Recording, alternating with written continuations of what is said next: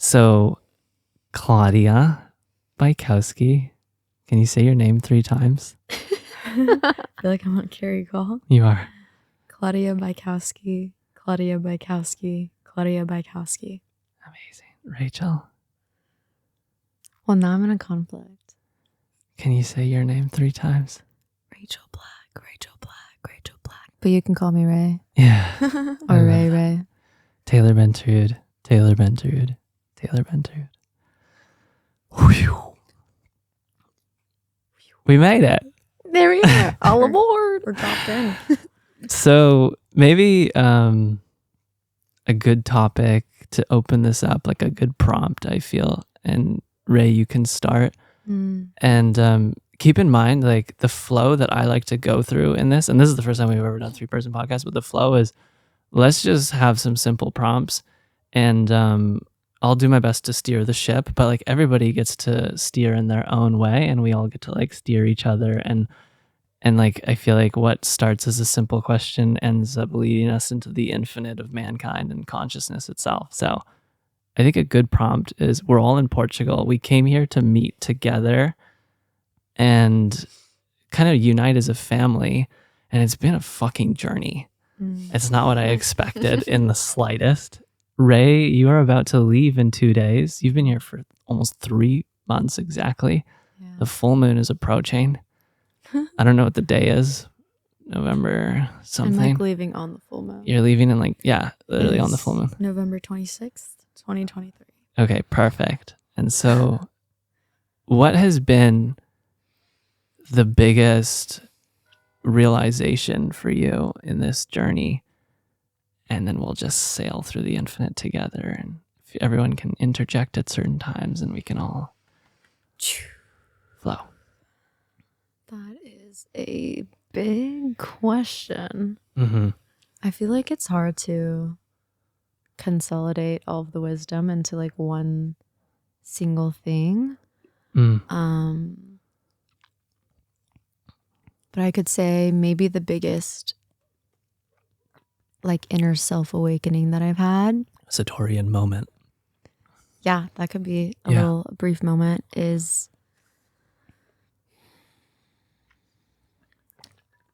well, there's kind of two. There's this one like artist awakening. Yeah. That I feel has been really big and special for me.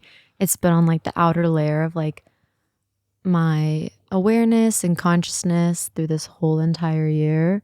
And there's been like seeds of it where I'm like, oh, I really desire to do this, or I really desire to do this. And it's kind of been in the outer orbit of my awareness. And I think coming here really just shot it out the roof. And like music and this light language and my own poetry, and then co-collaborating music like with Clau and I on our song, and like today we made another song. And just it's like every time I'm by the water in a shower, I'm like, ooh, this new song came through. This new channel came through. Yeah. And not just seeing it as like, oh yeah, that's a cool thing I do. Of like, oh no, this is actually a medicine that is meant to be shared.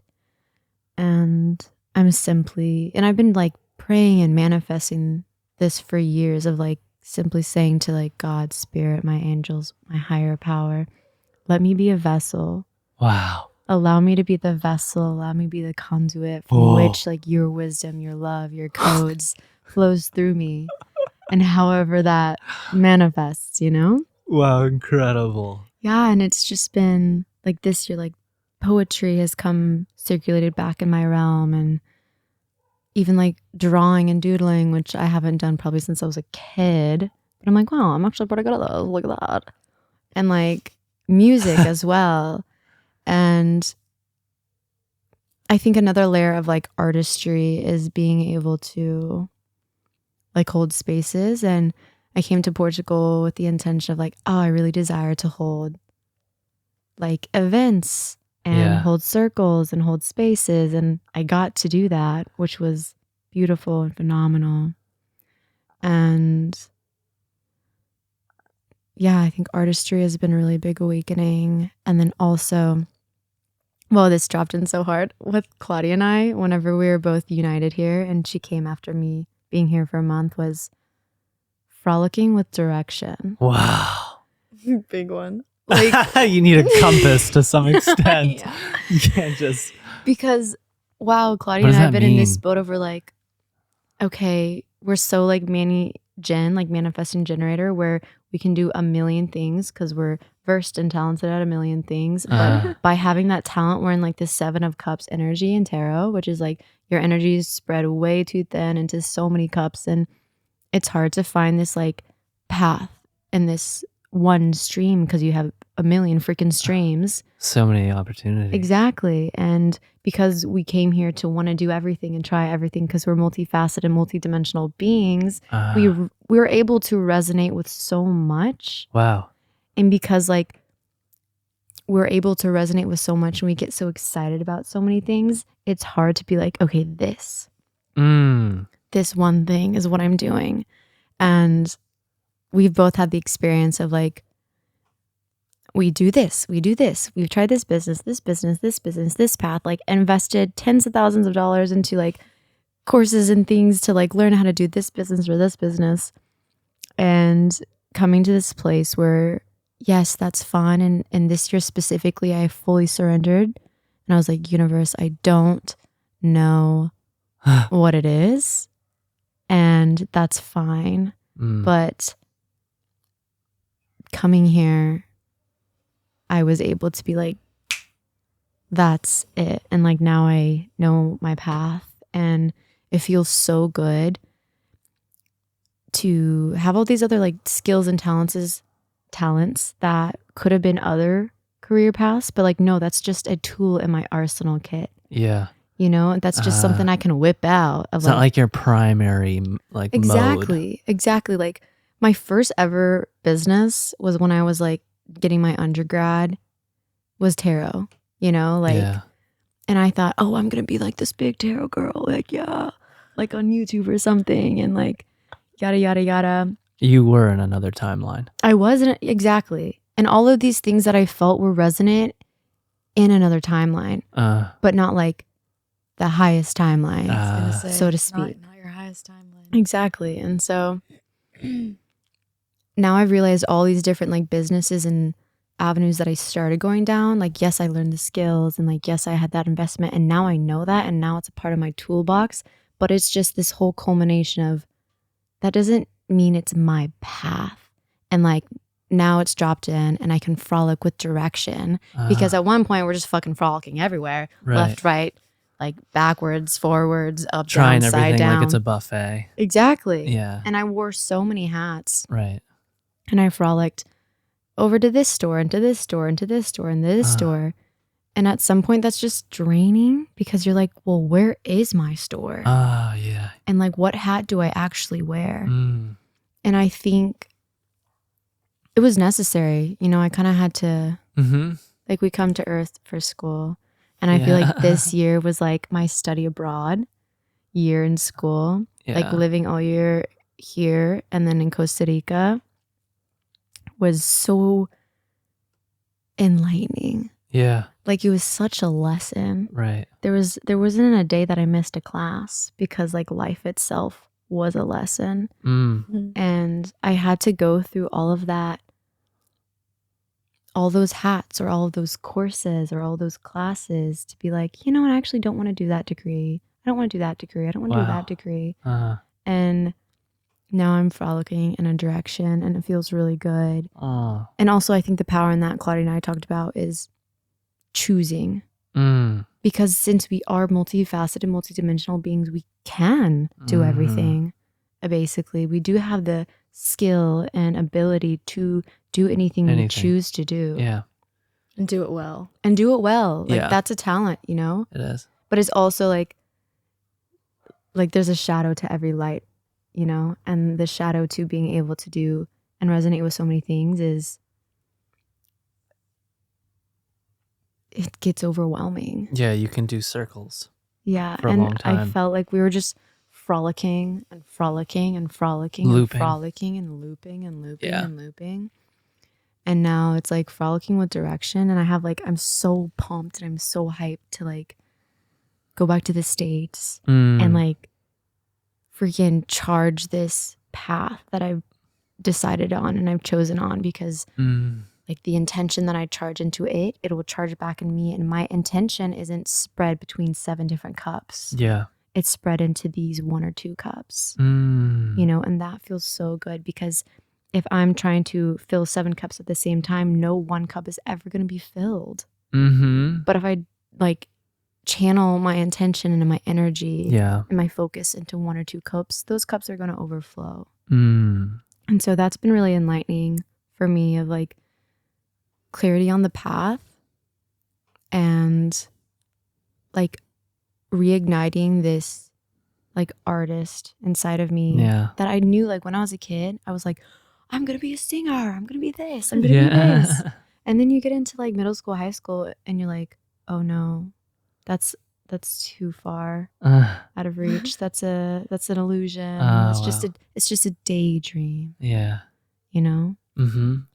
But we're doing it. We're doing it. And you guys literally the daydreaming has become the day. Yeah. Wow.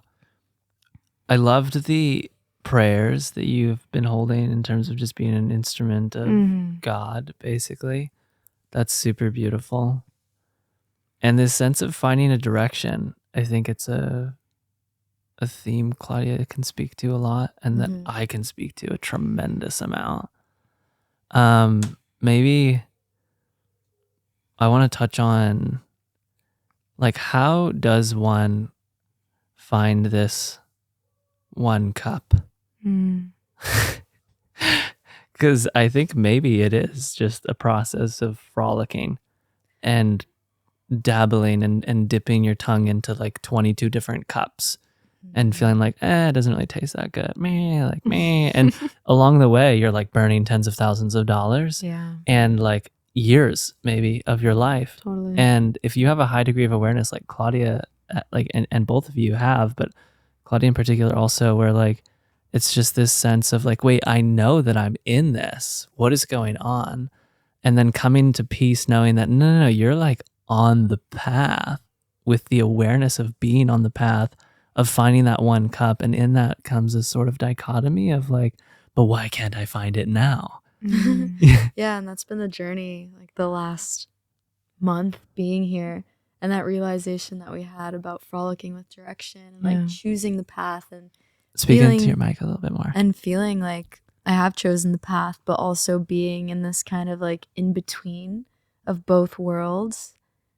And just feeling this kind of void feeling of, well, I've been doing this for so long. I've been frolicking with no direction for so long, putting my dipping my toes into so many different things, and not really feeling anything that I've been doing is necessarily something I want to keep doing.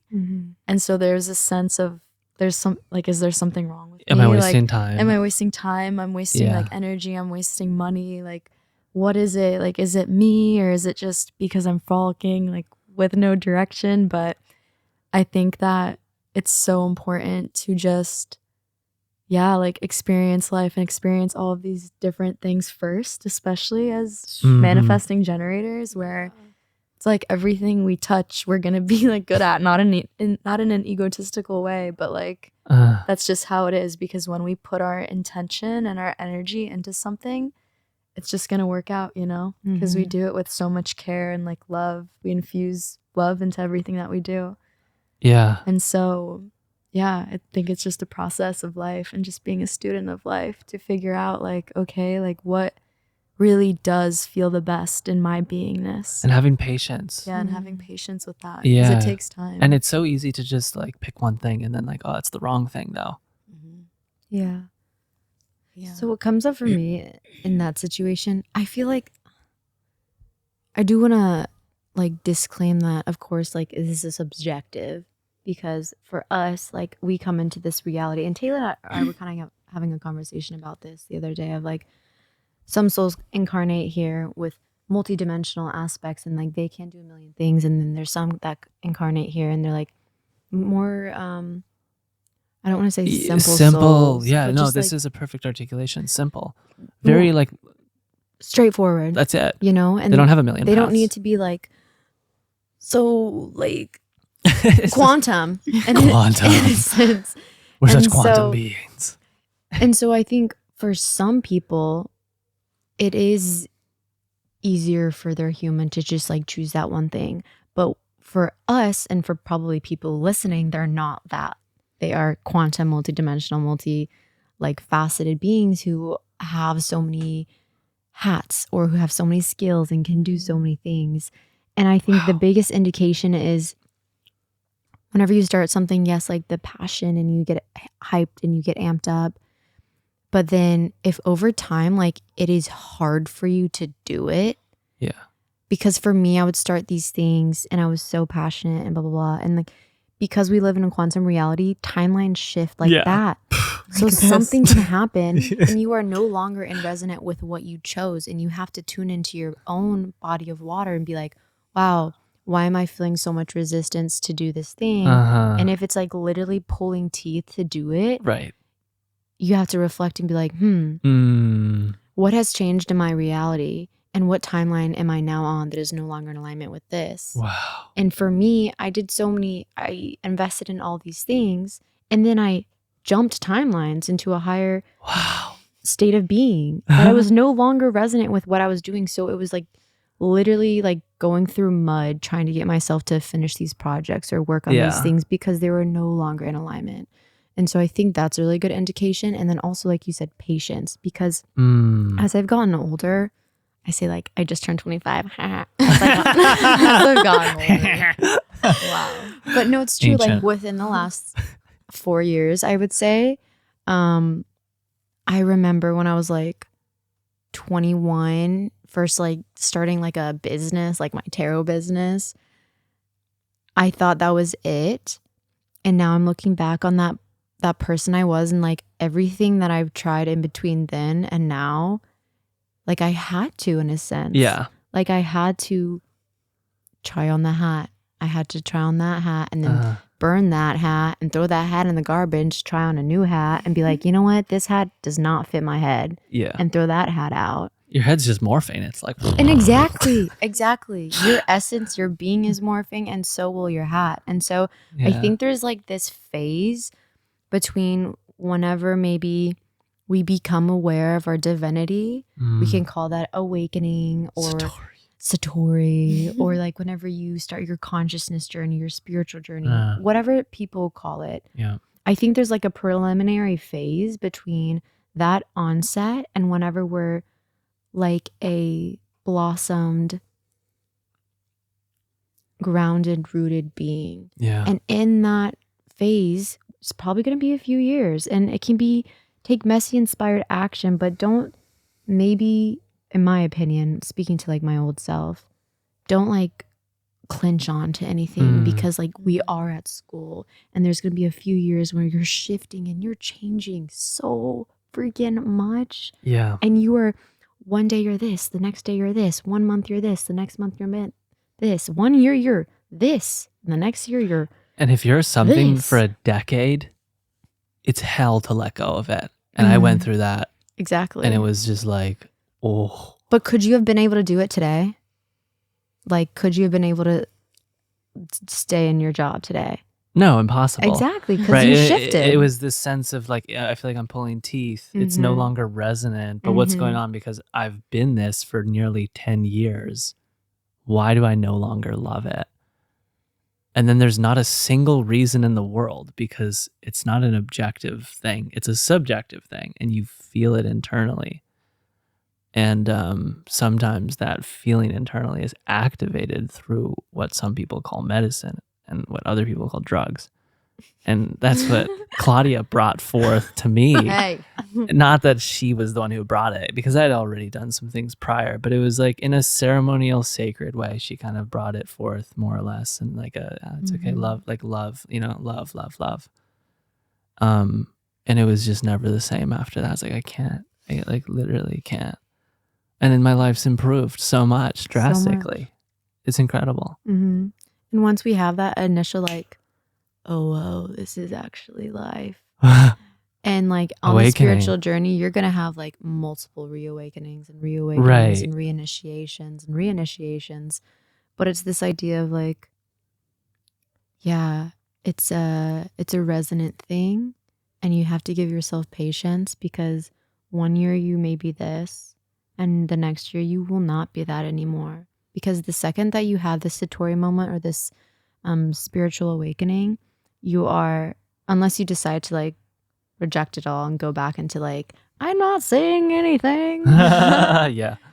You're going to change. It's inevitable. Like the one constant on this like path is extreme change, and you will be challenged, and you will have so many deaths and rebirths. Yeah. So like be gentle to yourself.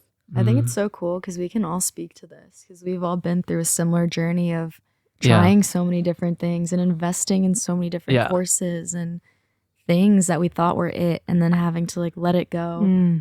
So I also think this is really cool to speak on, because it's like advice for people that are going through this maybe and feel maybe lost or confused. Yeah.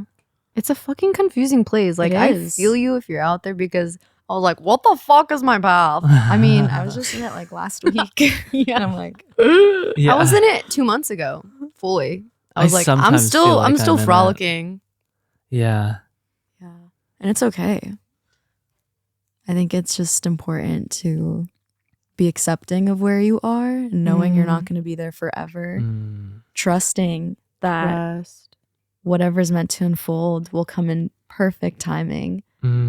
Yeah, just having the patience for that to happen, and like being open to receive whatever that medicine is at the perfect time. Yeah, just being okay with letting go of the old, because only when we let go can we then open up space for something new and way more aligned to come in. So yeah, I think it's also a process of letting go of an old version of self, even though it's so freaking scary. Yeah, or so letting go of an old project. Or of an old project, exactly. That no longer resonates. Yeah. That's a bell. It's the Satorian bell. What is that for? It's just for moments that are legendary. There's been several, and I almost forgot about the bell. And when Claudia was saying that, I was like, wow, the bell. Well, something to go after that with, like, for people who are listening that maybe are in this position of like, I feel like I don't know my path. I've tried so many different things. Like, what is it? Feelings of frustration. Something that really helped me last year and the beginning of this year. And like, you're going to hear me say this and you're going to be like, well, no derp. But like, it's different from whenever you hear something and like objectively you receive it versus whenever like you embody that. Yeah. And it's going to be that it's not about the destination. It's the journey. Yeah. We came to life not to be classic. Not to be Thank you for the reminder. In the positions or in the spots, but it's like, it's called the hero's journey for a reason. It's not called the hero's destination. No, that would be lame. It's because like on the journey, I don't know, we have these trolls that come out of the bridge. Big trolls. You know, that we have to face and battle, or we have these side quests that were so important to be a part of the lesson in the journey itself. And like, once I really not only told that to myself, but I was like, actually like embodying it and like this third prajna of like integrating it, of like, oh, well, if I can surrender to not being at that place that I want to be yet, but I know that the journey is the most important part, then there's never a moment that I'm not exactly where I need to be. Yeah. You know? Right. You're always in the perfect place.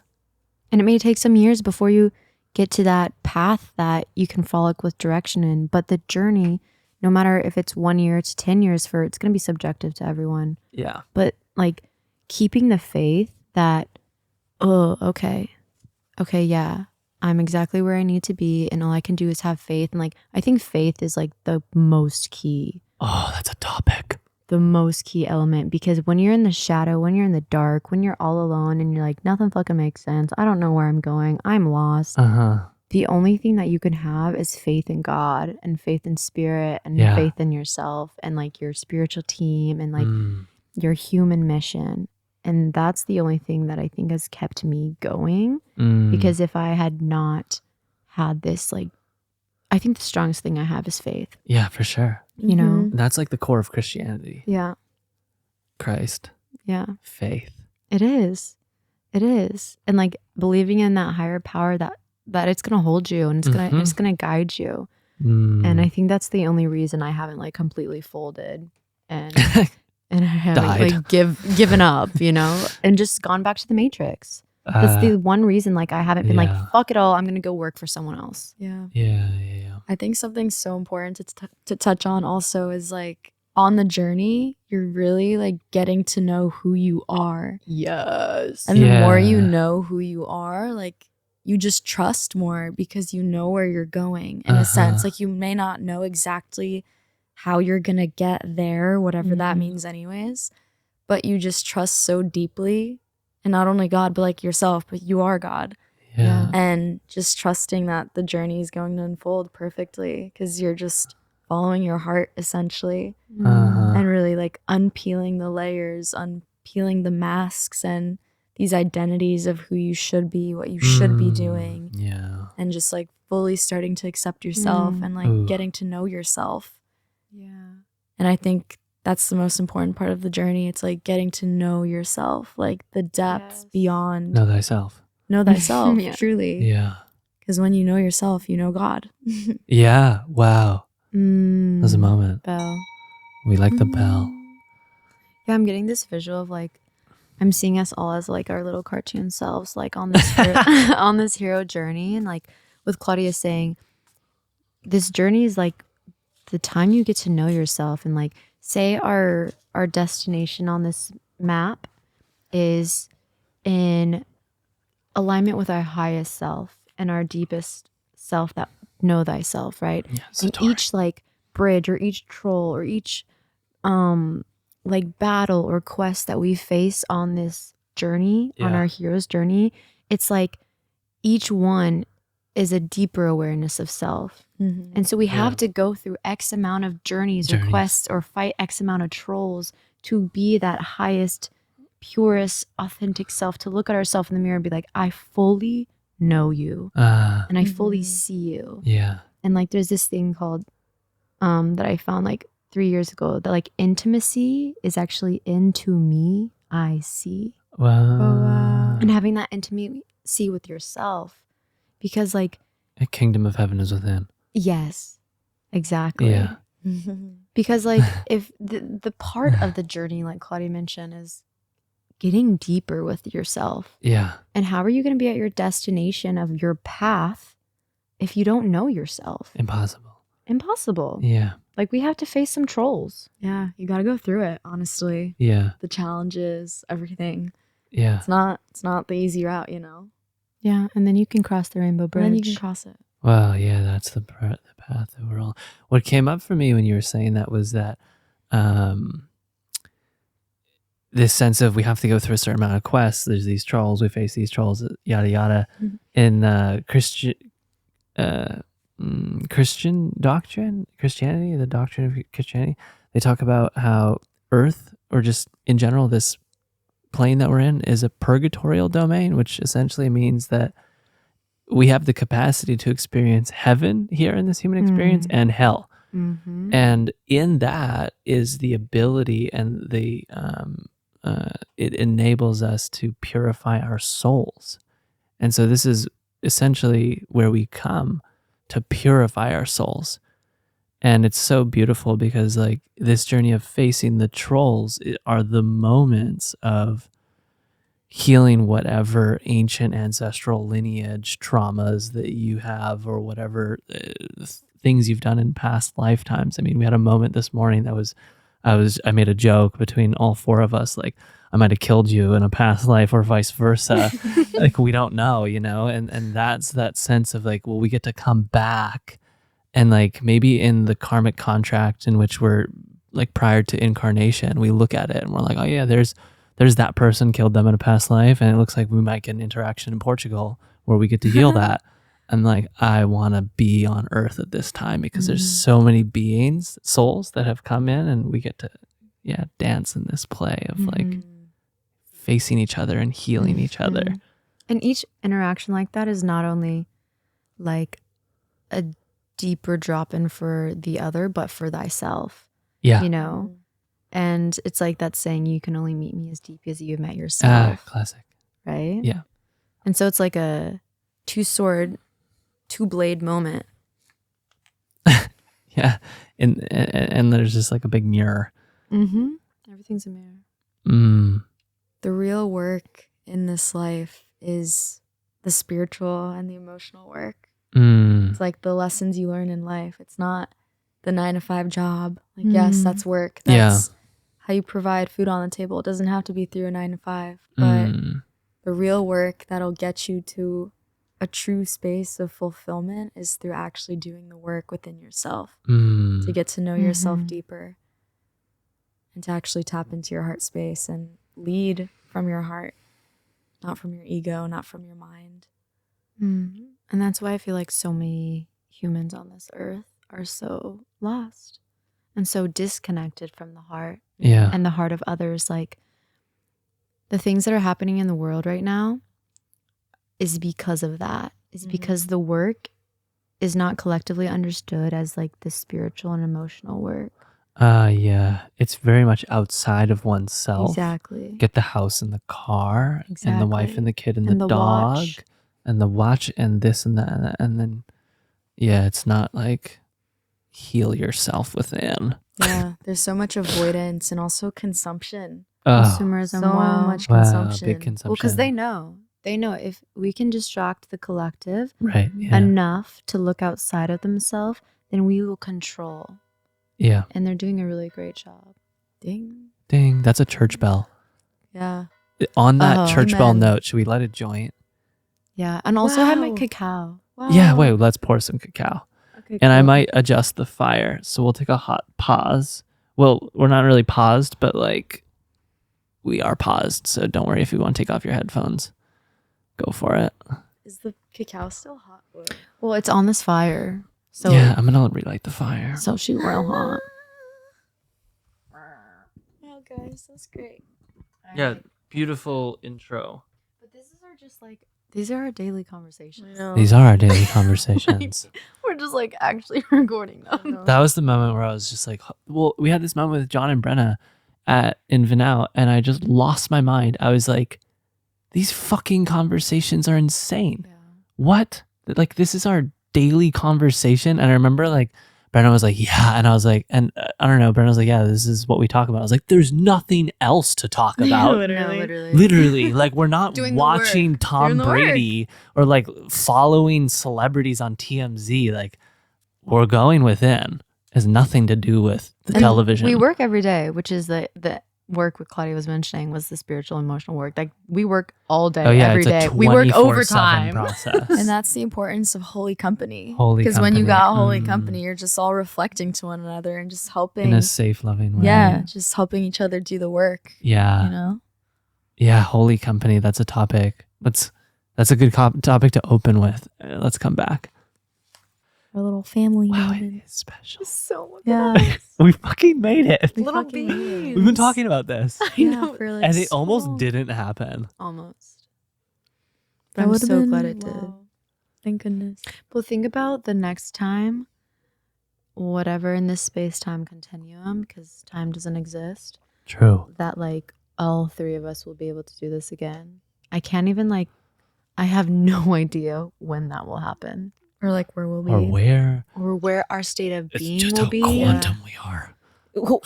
We're going to be in a different dimension Yeah. then, because it's an ever-evolving thing. And what a gift that this is captured. Like our state What of a consciousness gift. right now in this moment. Such a And gift. we get to look back at this. We'll look Right. back and be like, those little nugs. And like children, right? Our children's children. Yeah. By that time, they'll probably have access to like the universal mind and be able to see it through some just conscious ability. Totally. But like Hypothetically. hypothetically, Yeah. it is such a gift. I fully yeah. Continue. Yeah. So my intention is to just be here now and yeah, just sink into presence and the love that we all share. And yeah, so special. So special. Today. Give me a sec.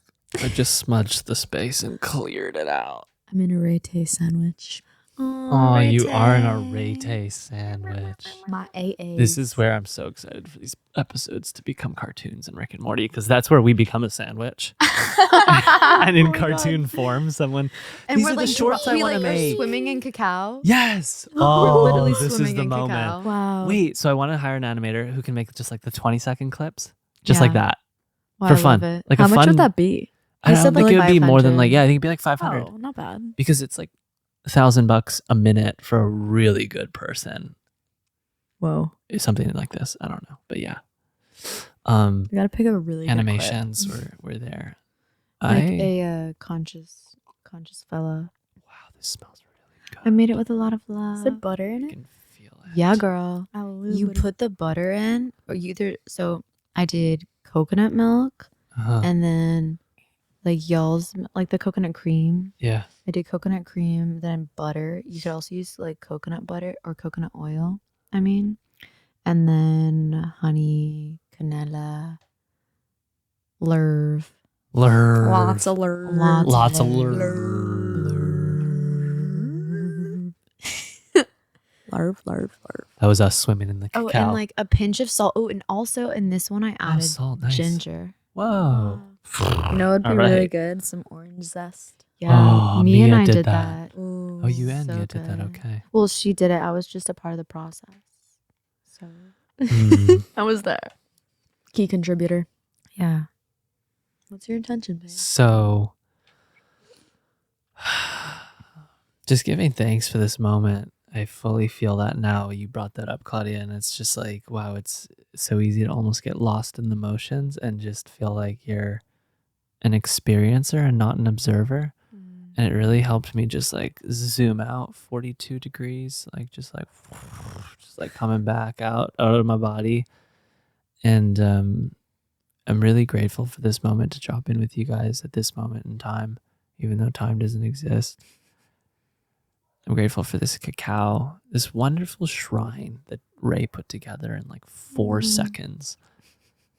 This cacao. So, to many more episodes together as a trio. Ray Tay sandwich. Guys, this is also 9 months after we all met for the first time in person. Wow. That's it? Yeah. Feels like Feels like lifetimes. Lifetimes. I know. I was Has just been counting on lifetimes. fingers from March, beginning of March. Wow, we met at a festival. No wonder we're such like united, harmonious, resonant beings. Yeah, right. We We were in, literally like, came together at a Christ festival. consciousness frequency. Wow, and yeah, just had to download, but not for the Wow. podcast. When I saw you for the first time, you were at Lapa Stage, like dancing, and Wow, we were leaving, and I was like, "Oh my god, that's Rachel Black!" And I was like, I was like, she's babe. famous. I was like, "Babe, oh my That's Rachel god, Black. like I remember this.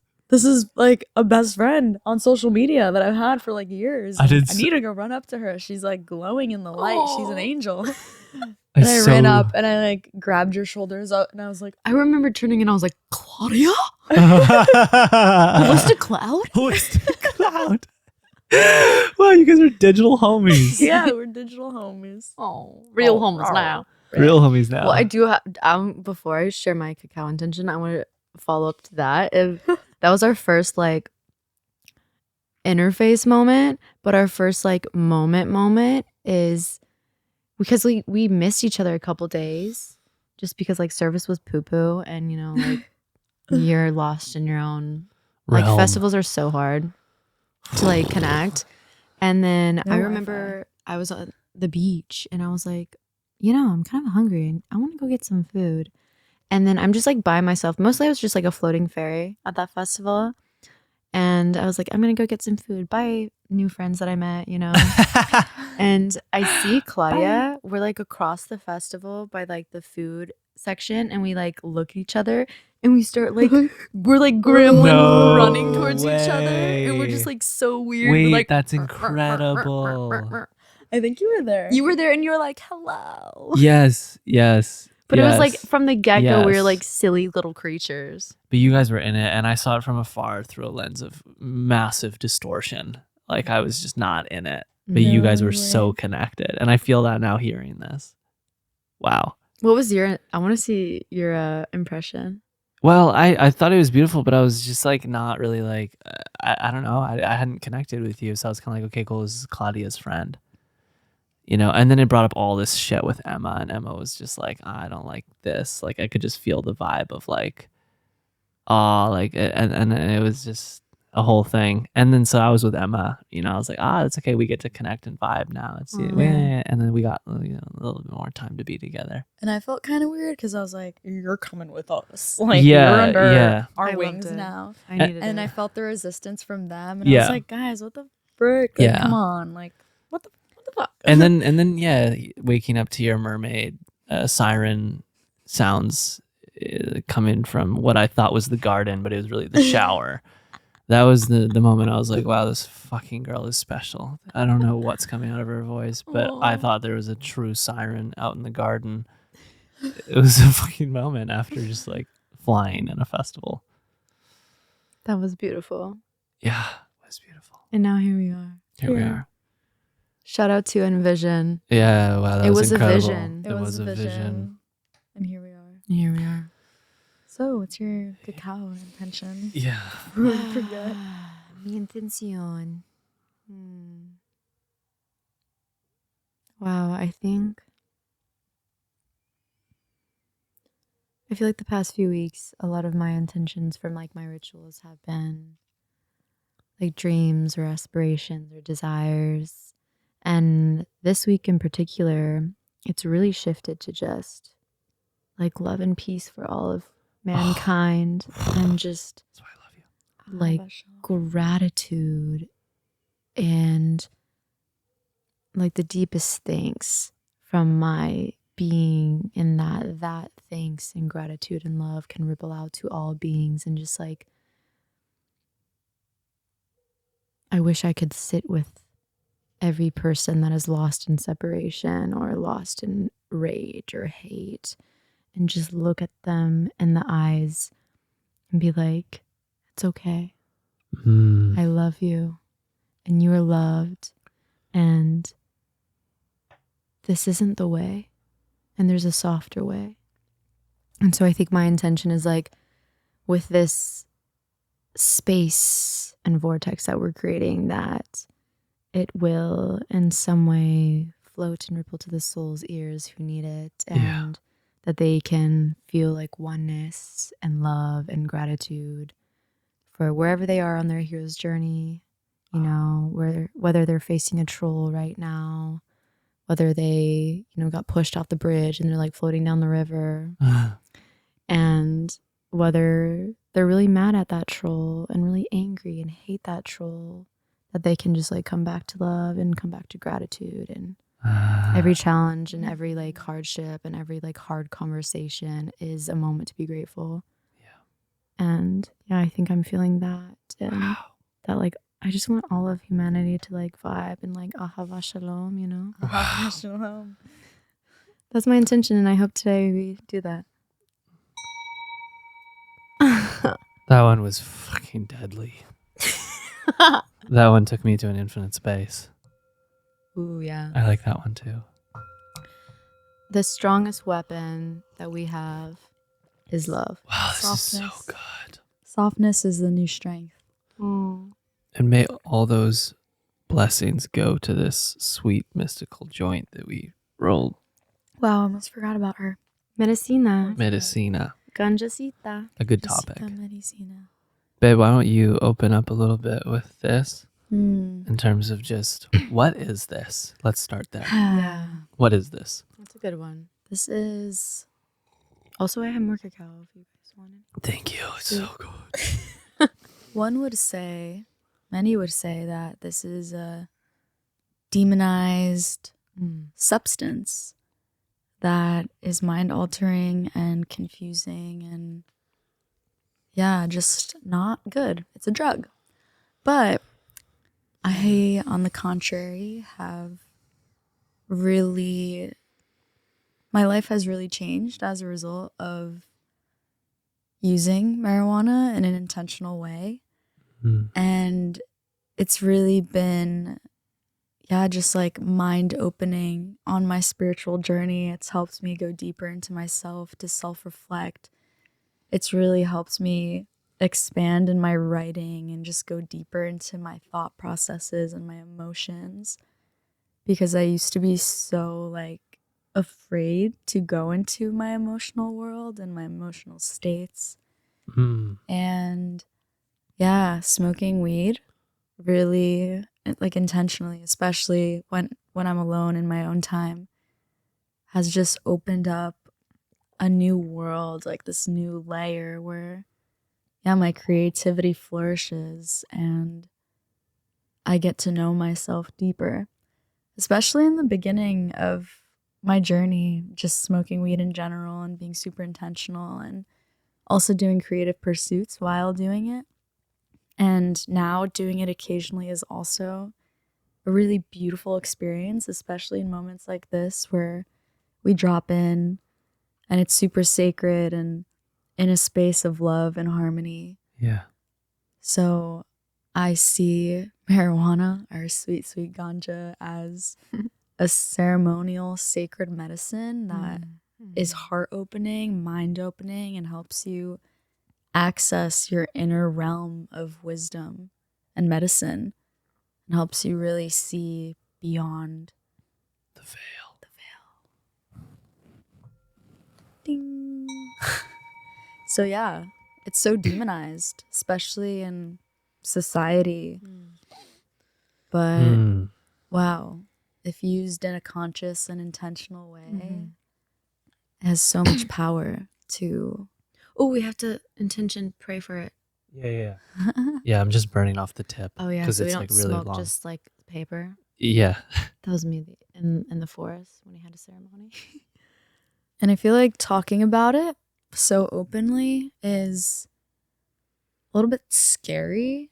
Or there's like this sense of self-judgment or fear of judgment from others because it is like a sensitive topic, I guess.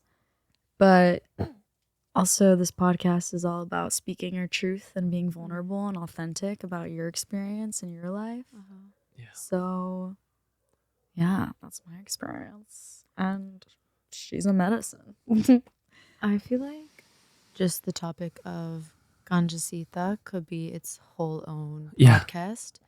Because I think, like you've mentioned, it's been so demonized.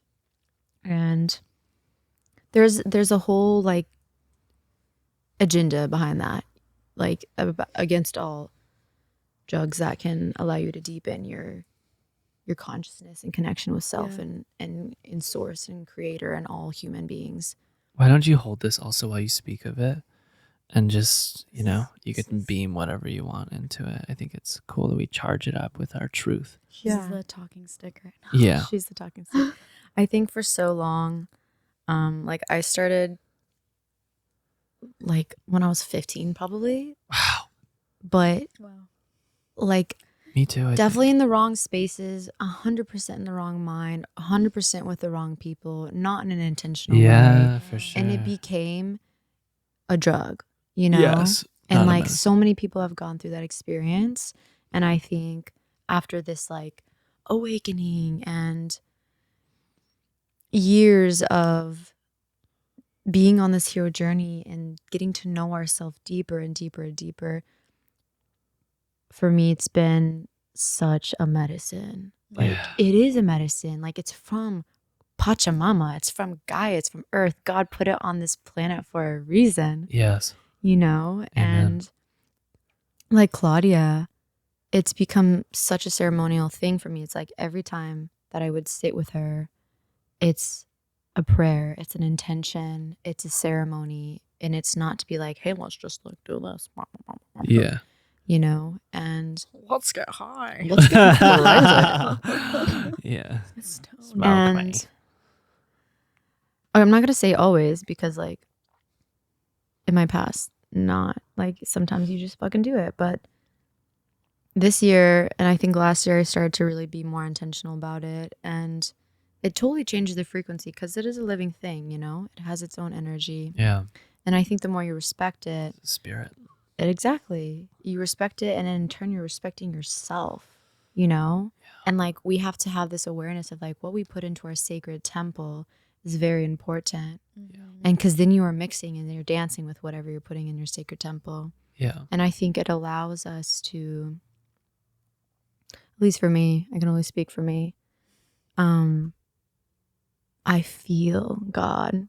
Yeah. Like I feel Gaia. I feel my energy. I've had the most intense spiritual experiences with like light beings, angelic beings, like my own essence, my energy, and the people around me, and just having like, for me, it's like, whoa, gratitude. Yeah. Like, whoa, I feel so like grateful for like this sunset, Yeah. or this food in front of me, Yeah. or this person sitting next to me, or like when we were all laying on the earth holding hands together Yeah. in So Sintra. good. Like, wow. Yeah. like we're all just vibrations creating one harmony. Yeah. And it's like with anything, you know. And I like hope that this little section of the podcast for some people shifts their perspective, because if we think about it logistically, like alcohol is so pushed in our society, Yeah. so pushed, but it's so much worse. So terrible. It's literally poison. It's called spirits for a reason, because if you get influence, you are literally open to be attacked by spirits and like genomic dark forces. Yeah. You know. But there's like plants out here, and every plant has a shadow, you know. Sure. Like ayahuasca has a shadow. Yeah. You know, and so does ganjasita, but it's the intention. Yeah. There's nothing wrong with partaking in these medicines if like you're intentional and you respect it. Yeah. I think is the biggest thing. Like for me, especially from like where I was as a teenager, just like, yeah, let's just do this. And like, let's do this and let's do this. And then it's become like abused. Yeah. You can abuse anything. Everything. Yeah. Everything. Ayahuasca can be abused. Let's put that out there. Yeah. Mushrooms Mushrooms everything. can be abused. Plant medicine. period. Pepsi can be abused. Let's also just call out regular Yeah. Coca-Cola. Like, Everything. Everything. yeah. Food. Consumption. Back to consumerism. Yeah. It always comes back. Yeah.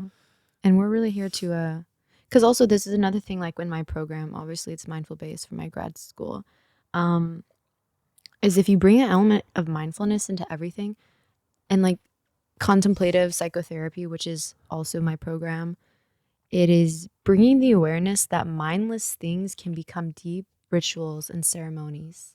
Yeah. Anything we do. Washing dishes. Washing a dish can become a mindful, contemplative ceremony. Mm-hmm. You know, but we're so used to this consumer culture and this, I need to intake, do this, that we're not recognizing. And things like medicine, like ganjasita right here, can be fallen into that. Instead of being like, whoa, like, what does she look like? What does she smell like? What does she feel like? What is like this intention? What is the sensation? Like really being present with it, you know, being mindful and contemplating on how you feel and all these things. Yeah. Mindfulness is so important. Mindfulness is Everything. key. everything we do in this life. Truly. Yeah. It reminds me of a book I read called Peace is Every Step. And it's a whole book about just like mindfully taking each step, physically speaking. Nice. Incredible I book. love that. I do love that. Yeah. Shall we? Well, I'll pass it over, yeah. Do you want to pass yeah, it to yeah, you? Yeah, pass it. I didn't. Well, I first didn't I'm get a going to charge it chance. with my intention if you want to speak on it. Charge it up first, and then pass it to Claude, and then I'll charge it up last. Oh, Claude. I've never heard you call me that before. Yeah.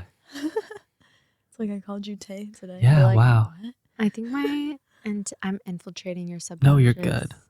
Because I call each other. I call you all Yeah, you do. and then you called each other it. Yeah, you do. No, and we're like, what? So I think my intention, mi intención para esta canjecita es presencia y gratitud y amor. Pure vibras. Easy and sweet. Just vibes. I fucking love that. Solamente vibras. Solamente vibras. Vibraciones. Truly. I mean, same thing as my cacao intention. So that's all. It's amplified. Let me speak a little bit.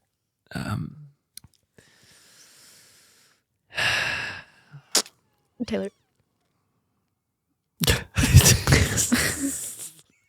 When you guys make that duck face, it gets me every time. It's not a dog face.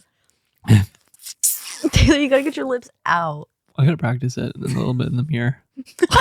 Wow, Claudia's really gone next level with it. Whoa. Wow. This has gotten really good. Yeah, whoa. Whoa. I'm impressed. Yeah, whoa. She's low-key practicing in the mirror every night. We pretty much have like all the characters we need for the new Rick and Morty of planet Earth. What would it be called? Our Rick and Morty? The Ray-Tay sandwich. Purity Pals. Purity Pals is great. That's an incredible like cartoon name. Purity Wow. Pals. I actually really like that. Right? That landed It for came me. through. It's like, I think we need to get a pitch deck. ding. Bring this to some investors. Okay. Purity Pals. Tuning into marijuana, and a little bit of context for me, it was also the first time I'd smoked it was maybe 16. Super unintentional. It was kind of just this curiosity of what's it like? Like, let me break the rule a little bit and do what my parents tell me not to do because Exactly. I'm fucking curious. You know, I'm a curious being, and having shifted into coming into an intentional place with it, it shifts everything. And so when dropping into it, always when dropping into anything, one of the things that I like to do is set up a wall of roses. And these are roses that are protection roses. And you can set it up just like a sphere around your beingness. And it's like your energy, but not of your energy, these protection roses. So that if any spirits want to come in and interfere with your beingness, they can't, because they kind of are blocked by these roses. And so I like to imagine sitting in an open field, just nice lush green grass, and all of a sudden this mystical hedge of roses rises around my being. And it's a thick hedge, and you can make it super thick. Sometimes I imagine a whole planet and I'm at the core meditating, and like then there's just a planet of roses around me. So this is the one I'm holding in mind right now. And so we can go into these practices that feel like an imaginative unreal realm, where some people will say, well, you're delusional for doing this. But in reality, like, no, we know that we're infinite beings and that we're setting the space. And setting the space comes with intentionality. So that for me, I think before you go into the use of what you would call medicine, you set the space. Otherwise, it's not really a medicine because you're just consuming something. So we set the space, we bless it, we love it. We realize that it is an aspect of divinity and God. Otherwise, it wouldn't be here in my hand. And we take from it what it gives us that is beneficial to our souls. So charging this with love, and may we all speak our highest truths and help all of mankind move to a place of peace and love. Amen. Amen. Wonderful. And what Hawking said, we're becoming Homo Spiritus. spiritus. You were transcending Homo sapiens and becoming Homo spiritus. We're on that Shout out. Bharasvati wavelength where it's enlightenment bringing down, and there's horizontal instead of vertical enlightenment for all of humanity and mankind. Because like in Buddhism, if you reach this like enlightenment nirvana place and you can just stay there alone, it's really easy to be in this vertical enlightenment. But Bodhisattva is essentially an enlightening being that decides to come back down and spread that enlightenment horizontally Whoa. for all mankind. Wow, that's super special. Yeah, we learned that in my program. That's Damn. like the grounding. Because so It many is. people on the spiritual path just go like to the upper chakras.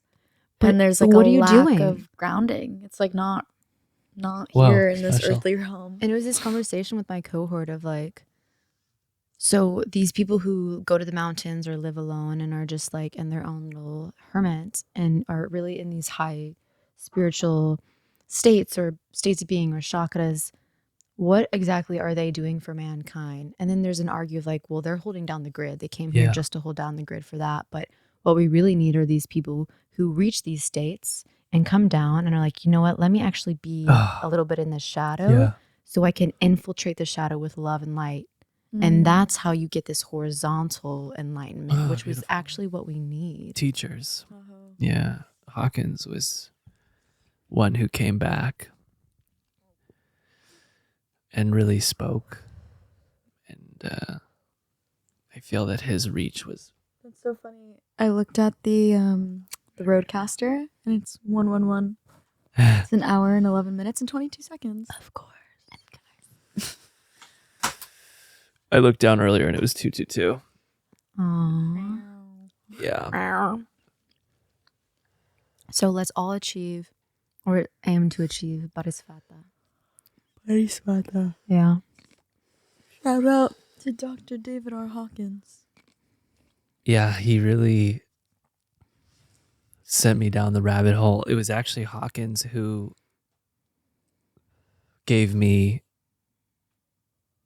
the new objective of my life. Before Hawkins, my objective was just to live in a mansion and live this Dan Blazarian lifestyle. Not dams. Yes, no, fully. Yeah, no, I was like mansion, tons of women, Ferraris, all this stuff. That was me. Are you That was serious? 100%. That's where I was. He was a big idol of mine on Instagram. No. Yeah, it was- Instagram. I was that deep in the Matrix. Yeah, Instagram. Wow. Dan Blazarian. That's like how we blew up. It's like Instagram. But oh, I thought you were saying Hawkins. No, I was no, like, no. what? So before Hawkins, it was like I just want to be this rich mofo, like big, like Playboy. ego, you know. No, maybe we put it out. Just a tutu puff. A little puff pass. Boop, boop. Because we're not here to get blazed, guys. We're here No, to just here to just be. dip our toes. Yeah, also the intention is not overindulgence Oh yeah, no, of anything. not Ever. trying to go into coma. No. But it was Dan Blazarian and this like egotistical lifestyle, and then I read Power versus Force by Dr. David R. Hawkins, and my whole life changed because I knew in that moment that my goal for this lifetime was enlightenment, and it was all I cared about, and it was this thing that I thought was a goal, and then later realized after going through my own Satori experience and like fully experiencing it that it's not a goal to be achieved or reached or obtained because it's already within you.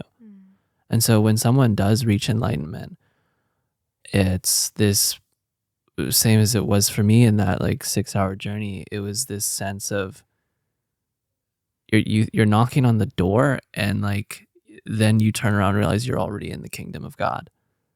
And that door you were knocking on was just like it was just like you were seeking for something. So Wow. yeah, little Hawkins parable. Ding. Dang. So what was the thread we were going to go into? Holy Company. Holy Company. And then there was that's a one good more one. just to recount. Holy Company and Was there? yeah, there was, but it's okay. Oh, Simple Souls. I wanted to go into that. wow. But Holy Company. Why don't you start with what Holy Company is to you? Yes. I think you brought Holy it up. Company. I think it's the people in your life that where there's just this natural harmonic resonance between all of your fields. Yeah. So you're just on like the same vibe in a sense, and it just feels easy and loving, and it feels expansive most of all, because I'm sure we can all think about people in our lives that make us feel contracted in a way, like they just haven't met themselves as deeply as we've met ourselves. And yeah, we just know that contrast between the contractiveness and also people who feel expansive. Wow. So holy company to me is surrounding yourself with the people who make you feel expansive and help you like learn and grow and just reflect back yourself to you, pretty much. And yeah, I feel like also conversations about consciousness is holy company. Wow. Because what else really matters? Like, we think all these topics matter, but like they don't mean shit. I mean, they do in this earthly domain, but just like diving deep into the soul and consciousness is honestly the greatest topic. Because it's the evolution of your soul, and you're like actively doing it when you surround yourself with holy company, because those people also see it, and you're like, whoa, like you see it, I see it, like we're all seeing it. What like, up? It's us. Like we are it, you know? We're it. We're literally the medicine, and that's why we're here to just like come together with holy company, with holy family, if you want to call it that. But just you have your basket of souls that you just traverse this life with, 'cause yeah, you're just all on the same journey of raising the collective field of consciousness, and yeah, like doing it together, you know? Wow. And I feel like looking at it from a soul and like a karmic and cosmic perspective, to like zoom out, I think we all have had past lives. We had past lives, and it's like our souls made contracts to reconvene in this lifetime and do it together, because I feel like that's why there's a strong resonance and harmonic resonance, and we're just all naturally pulled together in the quantum field. You know, like it was inevitable for us to meet, and like there's billions of people on this earth, and somehow like we're all together. Like there's no fucking coincidence, you know? So yeah, you guys are holy company. Holy company. My sister. Yeah. And it feels really expansive and just like loving, and yeah, just being in this space. I'm like, wow, like this is life, you know? Like this is the point. Like this is what we're supposed to be doing. It's like, what the fuck else are we doing, you know? Yeah. And this is like actually doing the work, and yeah, just capturing it and then sharing it. And then whoever's meant to see it will see it. You know? Holy company. Holy company. Are you trying to do it? No, this is just my like other version. Also, Yeah, I think really. my headphones might be a little loud. Wait, I'm gonna turn them down. You ready? Yeah. Too low. Wait, no, wait. This is me. Hold on. Let me see if you're number one. Is that you? Did you guys hear that you? dog? I did hear that. How did It's it get really in the loud. mic? Wait, Ray, ready? Is that you? Yeah. Okay, cool. So wait, tell me, how is That's good. that? That's good. That's good. Yeah. You turned mine up You want yours up? a little. No, like lower. You turned mine Are you up. Are you two? I think so. Is that you? Yeah. Okay. Actually, a little louder. How's that? A little louder? Louder? That's good. Okay, cool. Word. Yeah. Cool. Wow, hold on. Just Claudia, what the fuck? That was so incredible. I lost track like 6 times because it was so deep that I was just like, hold on, wait, what are we talking about? Holy company. I was like, holy shit. Yeah. I almost lost the thread like 6 times. Well, I loved how you said like the harmonic. Oh yeah. I think that's really important, because if you think about it, we're all just like different vibrations and different frequencies. And it's okay if some frequencies are not harmonic and they create a disharmony. They're not meant to be. Exactly. Exactly. But they're still a beautiful frequency. Learned that one today. That one was for me. Shots fired. No, there's no shots know, no fired. shots fired, Never an but- attack. Just speaking our truth from a place of love. Yeah, totally. Yeah. Mm. Just had to be clear. Yeah, no, totally. Bullets I know. down. Yeah, I know, bullets down, fully. Wait, maybe have mine a little louder. Okay. Wait, that one's me. Are you 3? Claudia might be 3. I'm 2. You're 2, Ray? Is that too loud? Oh, Okay, a let's little see, right? down. Okay, how's that? One more, Louder or quieter? quieter. How's There we that? go. Yeah. Yeah. Okay, cool. That's it. I am ship steerer. So just call upon me for anything. Okay, noted. Called. I think we're good. Everybody say hello. Hello? Hello. Hello, hello. Okay, well, maybe one more louder. One more louder. Yeah. You're officially level. Meow. Meow. Okay, this is good actually. Just tell me. Always happy to change it. Shape, spaceship. Spaceship. Holy company? Yes. What does it mean to you? Okay. I was looking at you. Mm. Well, if we came to this earth to purify to purify our souls and enter a heavenly domain, or as the Buddha would say, transcend this birth cycle, then holy company would be that which serves that purpose of elevating your soul into a higher dimension or realm. And for what purpose other than to come closer to source and be in a more heavenly domain, because feeling the infinite love of God is the only thing that we all really want deep, deep down. And that infinite love is felt more and more and more as we expand into the more heavenly domains. And that expansion is achieved through coming to purgatory domains like planet Earth and getting the opportunity to undo negative karma that has been accumulated throughout so many lifetimes. Mm-hmm. So here we are, and Holy Company serves all of that. Wow. That was an incredible cartoon animation clip. Yeah. Wow, I just saw it fully. Okay. Good to know. Maybe we'll Wow. call that one out as a cartoon clip. Mm. Yeah. I love that. Thank you. Yeah, because we are here to undo karma and live out karma Yeah. propensities or karmic retribution or whatever you want to call it, karmic balance. Yeah. Mm.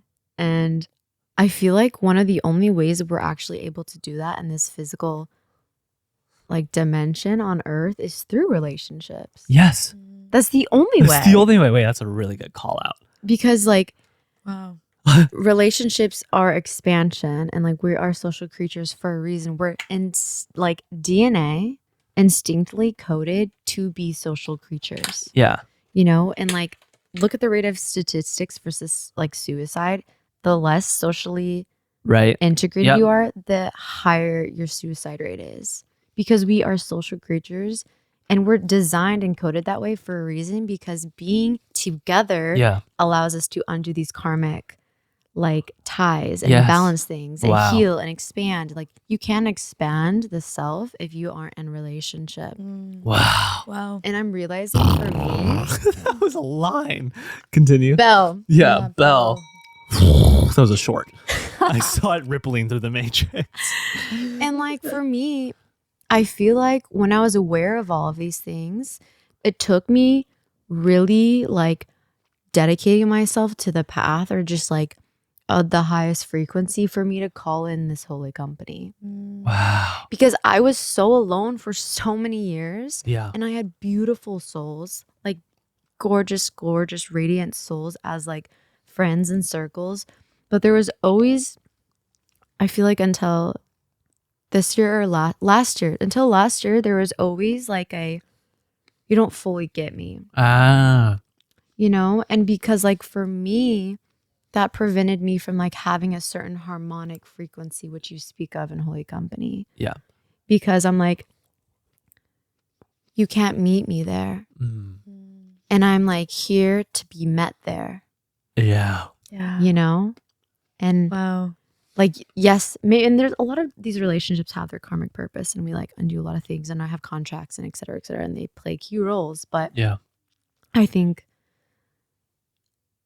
maybe we have to, or at least for me, I feel like I had to go through a couple one of those and like really learn before I was able to like experience something like this of like, wow, I have now been met.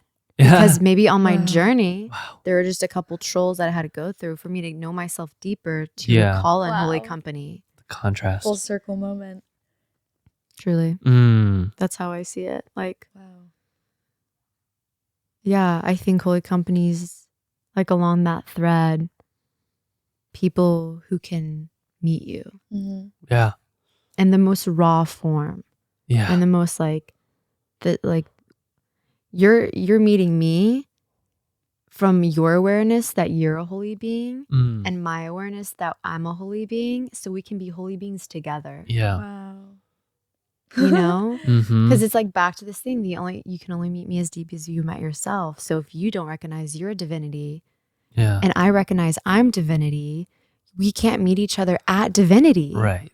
Because you're not in divinity. We can only meet each other at like football. What? Literally, no, but really. Yeah, really. But really. That's the truth. And I think that's for me, like, I have beautiful souls that are holy in my life. Yeah. But we're not holy company because they don't see their holiness. Right. Wow. And so I'm just over here holding both holinesses. That one was a riddle. I got it. Do you want me to repeat it? Repeat it one more time. Even if I am with souls that are holy and I see that, if they don't see that they're holy In themselves, then I am left alone, essentially, because I see they're holy, but they don't see they're holy. Therefore, we cannot be in holy company. Yeah, well, because you had to acknowledge your own essence of divinity. Yes. For us to be in divine company. Yes. Does that make sense? Fucking that just came through. This is why we have a bell. So good. That was such a good thread.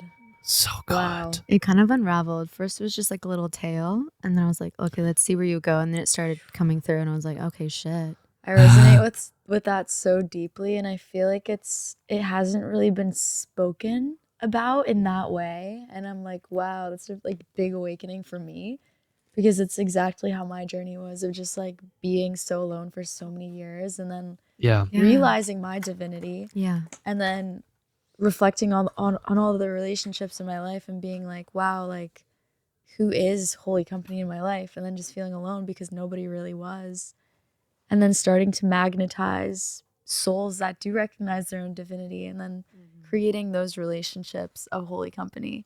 So yeah, pretty much everything you said, it's been that journey. And that's part of the journey. Yeah. That's part of the hero's journey. Yeah. It is. And that's why I said full circle moment, because we were talking about knowing thyself in the beginning of the podcast. Yeah. And then we shifted into holy company and just tying the two together. Like, of course, it's just a progression of your journey. Yeah. Whoa, that's an incredible track. Nice. From know thyself to holy company, and how parallel those two are. Wow. Being on the hero's journey. Yeah. Wow, hero's journey. Wow. All the lights turned off. I kind of love that though. Nice. Boom, hero's journey. Boom, shakalaka. Because think about all of the beings that we know in our life, especially like family.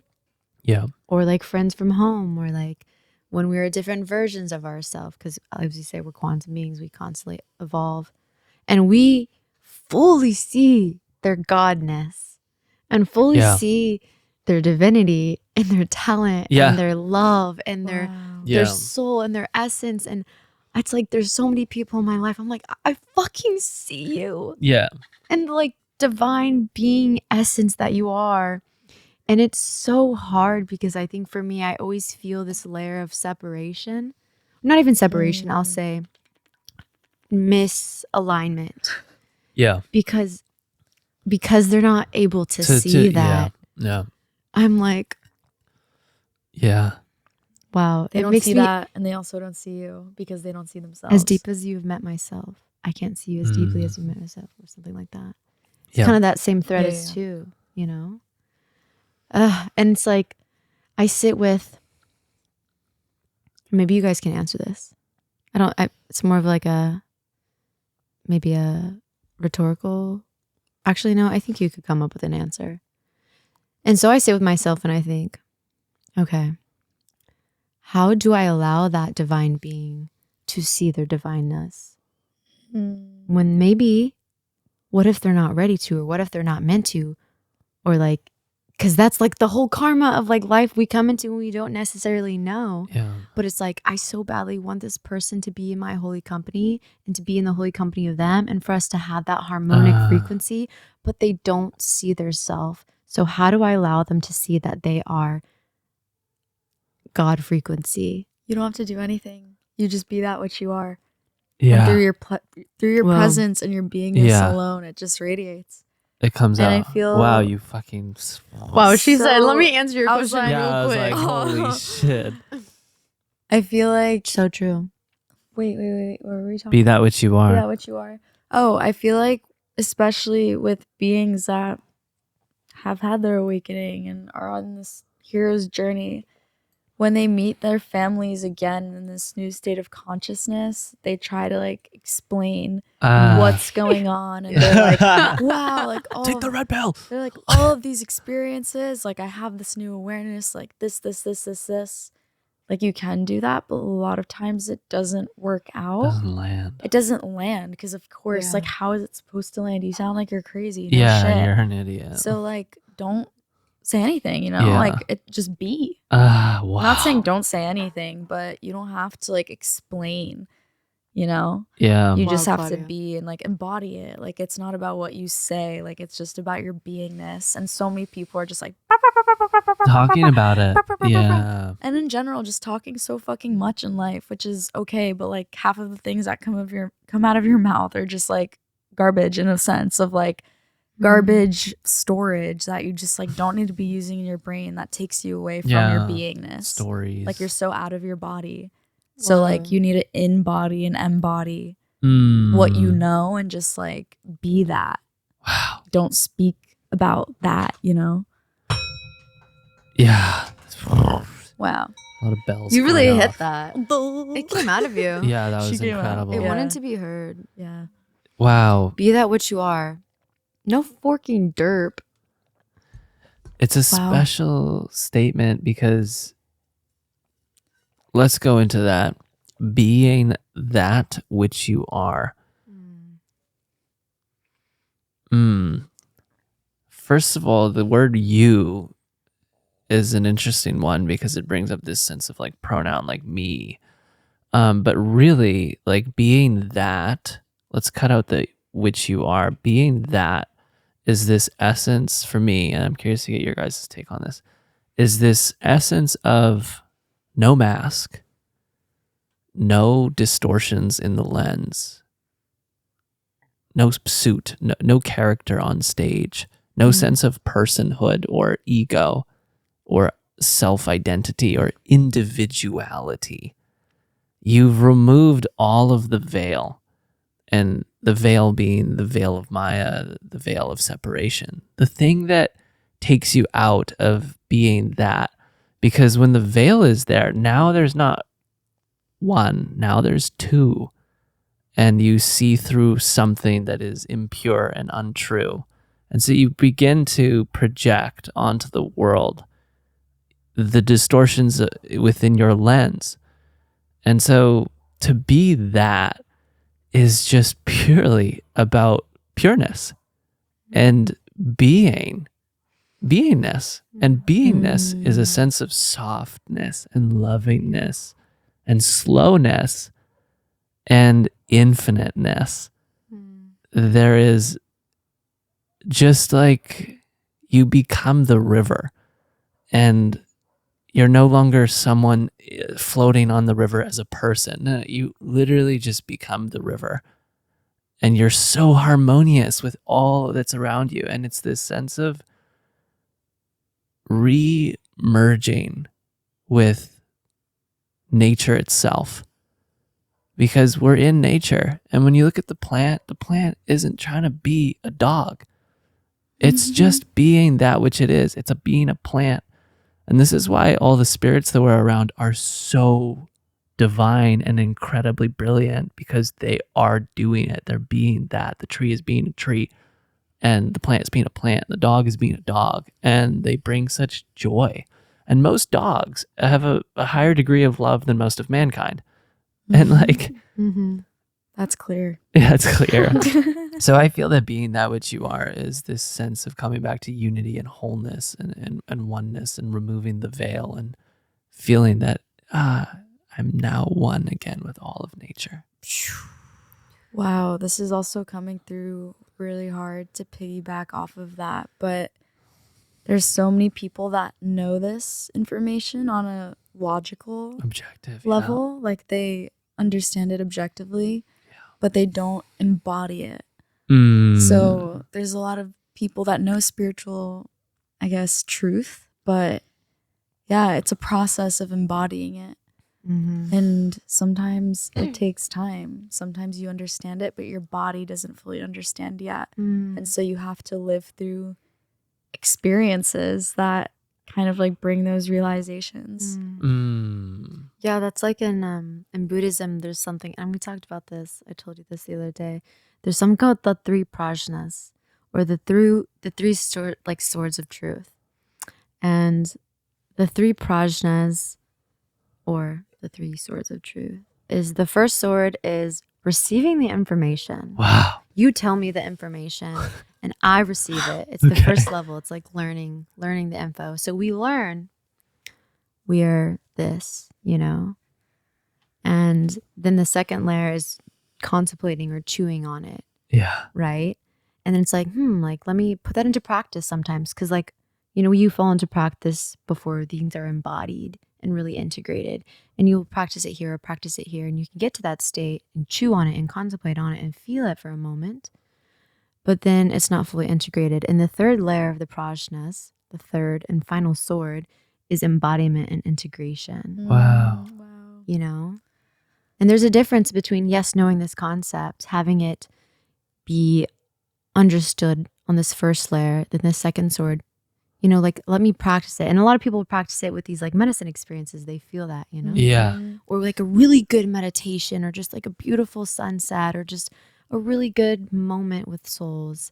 You feel it. You step into that frequency and that state. But there's like a difference between us living it. For sure. And there's that bridge, right? Like you said, meditation or plant medicine experience. Could be one of those. But I think all of us have experienced it on different plant medicine journeys. Yeah. Very like clearly, which is why it's medicine. But it's also can be seen as drugs if it's abused or if it's demonized. Yeah. And I think for me, what I've like witnessed in the culture of like spirituality, consciousness, especially like in the festival culture, is a lot of the times there are these experiences, but for me where it's kind of like a, hey, maybe like I wouldn't probably reflect this to someone, but if the opportunity presented and it was reflected to them, of like, hey, let me reflect. I've been to like X amount of ceremonies in this amount of time with no integration. Oof. Is this abuse of a now drug, or is this ceremony? Right. Oof, that's a big one. And that was a whole topic like that I talked about in school. We had this about addiction and drug abuse. Your school's like real school. Yeah, it's a master's. Where do you go to school? Naropa University. Wow. Shout out your professor real quick. Oh, Glenn. Full name? Full Wizard name Glenn. for people? It's like Hartlius. And what class are you taking? This one's transpersonal psychology. This is the like, but wow. I'm talking about many different classes. These concepts are from like all over. But like either way, just the transpersonal psychology thing that you're in is like the real school of mankind. Like I've listened to like just like 40 seconds of a lecture and I was like, whoa. Because it's literally bridging the mind and the spirit. Is. Yes. Like spirituality Homo and spiritus. psychology. It is. Like, wow. That is it. It's real you know? Satori studying that you're doing. It is. No, every You're day. Studying and I like feel that for you. I'm bringing in these concepts. I'm like, either I learned this from life or I learned this from like my actual curriculum. That is like an accredited university master's program. Like, yeah, there's places out there cooler than we think, actually. And like, And I feel for you, like, so, and I've told you this, I feel this so strongly because you're in this school learning this transpersonal psychology stuff that's just basically the essence of consciousness. And you're objectively studying it and every day doing the work subjectively 24/7. You're not just in the books. Like, no. You're in the circle holding hands for friends and holding space 24/7. And I'm like, Claudia, she's insane. How is she doing it? Like, she's now got Mia living with her. I'm like, Mia's talking 24/7. Like, we're just like in our room, and I'm like, how does Ray hold that much space? And like, what comes through for me is like, she's getting her PhD, and like, she's fucking already there. And I feel like, you know, whenever you're done with school, I don't know. I feel like there's going to be such a degree of mastery because you've been doing the work while studying the whole time. Like the real work. Like the real work, you know? And it's super special to see because I think most people graduate and they're like, no, it starts. And it's like, no. Mm. It's been going on. Yeah. Wow. That's so beautiful to hear. Yeah. I like, It's so true. I honor like such mirroring reflections of that because like I feel like for so long I've just downplayed it. Like this is my second year of being in this like graduate program and I'm like doing all the life and I'm doing life like with my friends and I'm not really like bringing into awareness. Recently more I have because like it's been, you know, this is the path and like that's another part like beginning of the episode, choose your path and etc. Yeah. So it's been more of like a focus for me, but I would not really acknowledge that I'm in a graduate program and I'm still fucking doing life at the same caliber that everyone else is doing life. It blows my mind. But I'm also doing fucking insane. school. It blows my mind. I have no idea You're how you're insane. doing it. I don't know. Way, I think I just like Like, how is she writing music you just have such a capacity to hold, you know, and create? and create. Super special. yeah, that's really balanced actually Libra. like nice to hear. Yeah. Because I feel like a lot of times I'm like, this is just expected. Or this is just standard. No. I think it's standard, you know? It's And I don't really like have this moment of like individuality reflection of like, oh no, you're actually doing a lot, girlfriend. Yeah, you've got a lot on your plate. but wow. you're doing a lot, but like you're also just in a flow with it. Yeah. And it's like it's like, wow, okay, yeah, she's able to quote unquote do that much only because of like by virtue of that which she is. And like 99% of mankind would have no chance balancing and holding that much space and then going into the books and like searching for references and writing your thesis and then coming back and holding space for a sister and then going back into the books. And it's like, wow. Yeah. Damn. And that's what makes you so special. I mean, we're all special, but like that's such a crazy, beautiful attribute to have because yeah, it's like really rare, you know? Super rare. Very, very rare. Holy company is. And I mean, you're doing it. Like you're on this journey of expanding your consciousness and like bringing the world and just yourself and your immediate environment into such like more of a loving place of peace and unity, which is what we were talking about. And you're also in school for it, bridging the mind and the spirit. It's like, whoa. Yeah. You're like doing the real Big work. you know? You're doing the work within yourself, but you're also like going to school for it and you're wanting to do big work in your like career, you know? Oh my gosh. I see like Freud, like Freudian, and then I'm like Jungian, and then I'm like Rachelian, and like what is this Rayian. evolution that I don't know of? But I feel like there's gonna be a big red book coming out. Oh yeah. Rayan. Red Book Part 2. Well, it's actually funny because Jung is actually he's like a pillar for me. Like my theoretical orientation. He's incredible. Hardcore Jungian, Yeah, of course. Don't you have a copy of the Red Book? Yeah. I would be honored if I could borrow that one day. it's in now in the public library at the cafe. Oh. Yeah, Come Because those visit. are actually quite rare. yeah. Someone told me this. I told you that. Was it you? Yeah. Okay. Like a while ago. I don't know. They just are like to They're get your hands pretty on like special an books. OG red book. Yeah. Wow. Well, because his work is next level. He went to some states, let me tell you. Oh yeah. He went through some Yeah. states of consciousness. He made it into the Wow. 500s, and at his time that was not common. Like Freud maxed out at 499. He never made it to the 500s. Because of the love. Yeah, he just couldn't like pass the intellect and enter the heart. Yeah. And you can feel that in Freud's work. I feel that. Wow. But in Jung's work, it's he's like blasted off. motherfuckers like in the heart, Mhm. way past the mind. Wow, I haven't gotten into his work yet, but I really want to. Oh, It's I like have a- a lot like of references. It's so Know about deep it, but and like I love dense. it. I did a whole alchemic presentation based on Jungian's work. wow.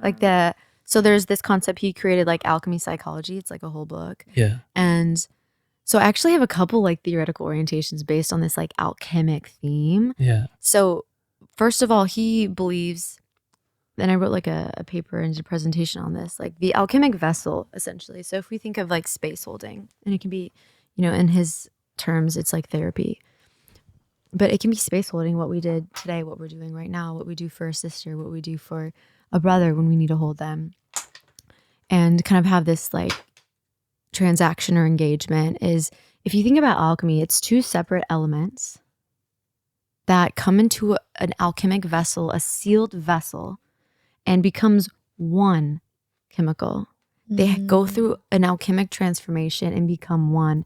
And if you think about like space holding or in therapy, there's person A and then there's person B. And then they come into this alchemic vessel or this sealed container.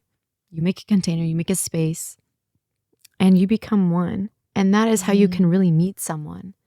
Instead of like, hey, let's try to operate and have this engagement where you're over here and I'm over here. There's that sense of separation. But if we come into this alchemic vessel and become one entity, that non-duality, that oneness, we are able to have this heart-to-heart connection and communication and breakthrough, because now we're not operating from separate polarities. We're operating from one nexus. Oneness. Wow. And like oneness. Mic drop. Mic drop. Yeah. Ding. There's so many bells in this podcast. I'm like, Also, turn I all want to the- know, when you're talking about oneness, I saw a full animation clip. Yeah. I saw you floating down the river. Oh, really? I saw Wow. it was like a plant is just being a plant and a dog just being a dog. I saw the plants Wow. with smiley faces. that on was a them. moment. All rivers lead to one ocean. All rivers. Wow, lead these to are one literally ocean. the best strawberries I've ever had Sweet in my life. Portugal And they're organic organics. and they literally taste like real strawberries. Wait, also like when you were talking about Whoa. embodiment, the three swords of truth, Mhm. the final sword was embodiment. What was the second one? Contemplation. Contemplation. The first one was receiving the knowledge or Yeah. understand. Okay. Yeah. So the embodiment thing, super funny. Good example. A lot of people go to church on Sunday. Yeah. And Good one. they so good in church. You see them in church, they got their best behavior on. And then they leave church. And they're in traffic. And someone slams on the brakes a little bit too hard, and all of a sudden you lose your mind. Son of a bitch, like Jesus Christ. And it's like, well, no. See, like the point of church is so that you can keep that holiness that you maintain within the church without of the church. And like the essence of religion is this sense of like, it's rooted in love all the time. The embodiment is 24/7. It's when you're in traffic. It's when you drop a knife on your foot and it goes through your foot. It's all the stuff, My friend's mom did that recently. I was like, wow. Oh no. Yeah. But it's all the stuff. That's crazy you say that, because my entire life, every time we would go to church and we come out of church and the parking lot would be chaos, my dad would say, it's so crazy. People go to church and they're being all brothers and I sisters, literally and had they the come same into the thing. parking lot and they act like this. He's like, where's the love? Or Right. he's like, where is it? I literally had a vision of my church growing up, my Whoa. Roman Catholic church, and like I just saw the traffic getting out of the church, and my parents being like annoyed, or like even them saying that about other people. Literally, they were saying that because there'd be like people fighting outside or like Literally. honking at It's each other. incredible. No, literally. I'm like, what happened from there to there? What happened? They're like, we're sitting in pews saying peace be with you, brother. Yeah. Yeah. And like shaking hands and giving love. And then flipping them off in the parking lot. If someone did that, I'd be quite Come like on, concerned. man. You just told me peace be with me. But just like getting frustrated and like being like difficult in the parking lot and not being like, no, brother, go. Yeah, and my dad one car for my every dad would always car. be like, let them go. Nice. Oh, that's Shout out to beautiful. Keith. Yeah, wow, Good beautiful. man. And I can see how that, like, you know, I can see how some people would speak what Keith said, and it's a projection upon other beings. But there's also the higher perspective of just speaking it, of like bear witness, children, to what is before you. Yes, we all go to church, but like the practice of it is so that the holiness we feel inside of it is also when we're outside of it. And that Yeah. means not getting frustrated waiting 20 minutes to get out of this parking lot. See, they're not embodied. They go to church and like they hear all this stuff and they say all these things that are holy, but they're not actually embodying the holiness. So that's the Right. second prajna, Yeah. for example. Like moments of being in it and Yeah. then it not being fully integrated. Yeah. Yeah. Big one. And then it's like, how does one, I love rhetorical questions just to get the juices flowing, but how are these beautiful souls like best supposed to reach the third prajna and really integrate it if everyone around them is not? You know? It's like either someone has to come into their field that is by them being that which they are, or they have to go through this spiritual like tower moment where it's like some initiation, something snaps you out, or you have a profound enlightening experience, but that's not guaranteed for everyone. Yeah. You know? I feel like it's important to have like a mentor in a sense, but I think the best mentors are like the people who have reached enlightenment. Because, like for you, it was Hawkins. For someone else, it could be Muji Baba or like Ramana Maharshi or like these sages who have like reached those states and they're like, okay, like, Or Jesus Christ. Jesus Yeah, Christ, that literally just came Buddha. like, duh. Like, yeah, like reading like texts of truth and following At the highest form. At the most at the authentic highest form, Yeah. not a distorted form. and then reading that because that's truth. Everything else is garbage. And it cuts through all other levels of consciousness. So if you have 1,000 levels of consciousness and you're learning on level 1,000, you go at quantum speeds. Opposed to if you have a teacher at 500, then that's your cap. You can't go further than the teacher's level of consciousness. Wow. So this is where my first mentor, who's a business mentor, was like, always go straight to the top. He was not a spiritual being, but it stuck with me when I found Hawkins, because I was like, who did Hawkins study? Buddha and Christ and Krishna and like Ramana Maharshi. And I was just like, I looked at the causal chain, which is this sense of just like, well, where did this person go and that person and this? And then you start to read the texts of Christ and the texts of Krishna and the Bhagavad Gita, and you read the certain parts within the Bible, some of the classic quotes of Christ, like the kingdom of heaven is within, and then Ramana Maharshi and Muji Baba. And all of a sudden you realize the East and the West and the South and the North, they all speak in the same thing. It's all the same truth. Many different languages, totally different cultures, all the same thing. And that's when you know you've reached this point of recognizing truth, because you've cut through all of the distortions. This is something Glenn taught us called preneurialism, where essentially there's all these different starting points or like names or fonts or whatever, but they all point to this triangle. They all point to this like one source, one truth, one love. But you can call it Taoism or Christianity or Judaism or Hinduism or Buddhism or anything like that. But it all goes here To the source. you know? Wow. Mm-hmm. Yeah. That infinite ball of yarn. Mm-hmm. All threads lead to. Yeah. Wow. I loved your response, babe. It blew my mind. And I had this incredible sense of just like, wow, that was the perfect answer. What Wow, as you guys were speaking, like I was there, but I fully just like saw something else, or there was a whole nother thread and realization in my mind. Now it's Wow, what gone. was it? I don't know. I'm trying it'll to come remember. back. It'll It's come fine. back. Wow, how But that wow, I happened. was like, oh my God. I had a This is vision insane. of us doing this again, and like, but it felt like it was ancient.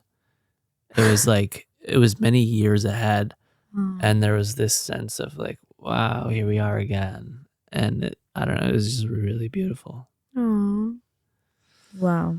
There'll be many through the years. Yeah, I can feel that. And Satori Fest. Oh, Satori Fest 2024. Satori Fest. Kongen. Kongen.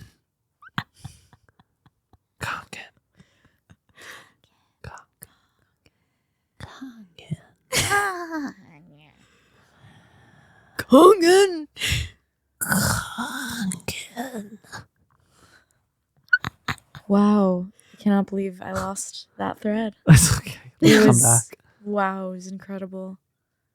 Big download. Mm-hmm. Yeah, this is what happens when you go deep into the infinite ocean. Because I started off on like thread 43. I went down to like thread 140. Yeah. And then I got lost in all the threads. I was like, oh my God. Yeah, and then I said ball of yarn and you lost it all.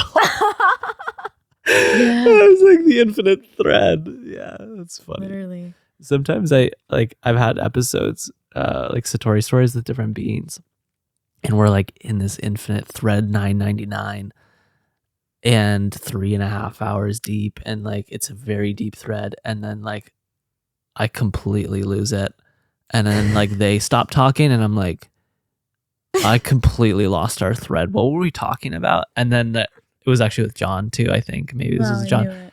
And John was like, I don't remember. And it was just, well, this Sometimes is I what do happens. like that. I think I'm there right now because I'm like, what exactly were we talking about? I don't know. Before. Oh, no idea.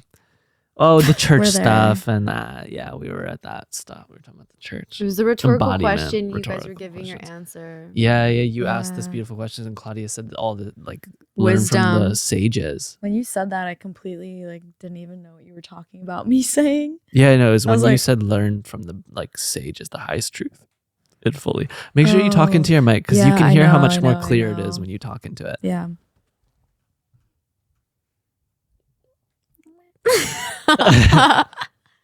Yeah. And I guess on that topic too, there's so many women that think they need like a spiritual coach. Wow. All right. We're getting This is a into that. thread. You know, We're getting into and that. that really hit because I used to be one of those women that thought I needed Does to anybody have want like, cacao first? yeah, Yes, please. I thought that I needed a spiritual coach to like get to where I wanted to be. But like, Give it all to Claudia.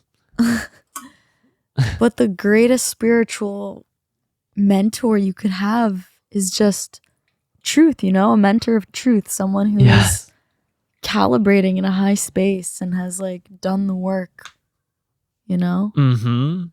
like Hawkins, like Christ, Muji. Muji. And like that's all you need, you know, because spiritual Yeah. coaches have their distortions too. And like, Yeah. what if you have a spiritual coach that's calibrated at like 99. 450 or something? And there's many at 199 that are below 200, which below 200 is destructive of mankind. Right. Wow. Oh, no, Is there seriously? ginger in this? Yeah, there is. Give me a sip. You know? And it's crazy because social media is such a mask. There's so many Oh. spiritual coaches. It's kind of scary. And wow. And we tried that, Claudia. Jesus. Remember that? What a wow. Wow, that was a moment. That was a moment. I think What are we also- talking about? Spiritual coach. Careful with the thing. Spiritual coaches. And how like Claudia and I thought that was like a path. That was a hat for a second. Yeah. We thought it was a hat for a second. Whoa. Yeah. Yeah. I think it's easy to like fall into that because like if you're on social media, it's saturated everywhere, and then you think You think that's the when way? you think that's the way whenever you're spiritual, God. and like, wow, like did I like really try to shove that hat on my head even though it was too small? Yeah. Yeah. What's so funny is like when I was getting into business, as if this was like a long time ago, 7 years ago, I saw a lot of life coaches, and now I see these spiritual coaches or like whatever, and really there's no difference. Spirituality is life. And so what I've seen is like the word has changed and like the topic is a little bit different, but like at the end of the day, you're a life coach. And the best life coach we could ever have is just someone who speaks the truth. But they're not a coach because they don't hold that identity. So it's tough to find that person. And this is where the topic of like, how do you find a sage? Yeah, well, it's tough because you can't recognize that which you can't see. And so you have to be able to like almost karmically be destined to have someone come to you and say, yeah, read all of Hawkins' books. Trust me. And then I read it. And then all of a sudden it resonates with me. And it's like, wow. But there's a karmic propensity at play. And if you're blessed, you find that being. And that's why it's so wonderful we get to talk about all these beings. Because, hey, Google one of them. Read one of their books. Go listen to one of Muji Papa's YouTube videos. The guy has almost 1 million subscribers for a reason.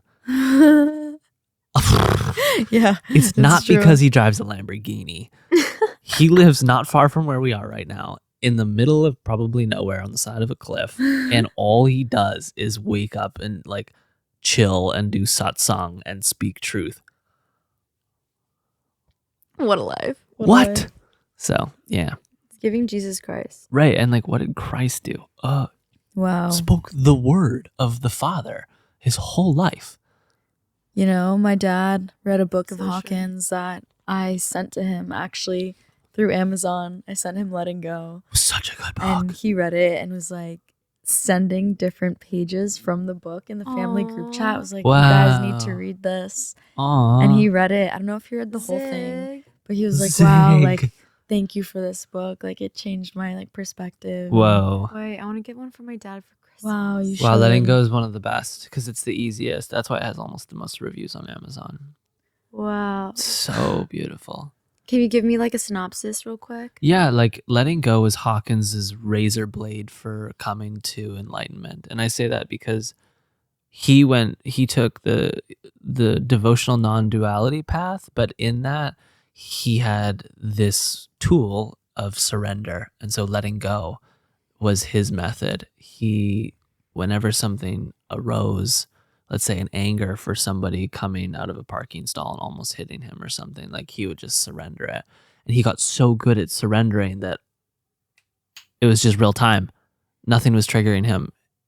He was able to just transcend all the anger of mankind because he had practiced mindfulness to such an extent that it then became an extension of his beingness. It became him, that which he is, not an extension. But like, yeah, that's a synopsis of it.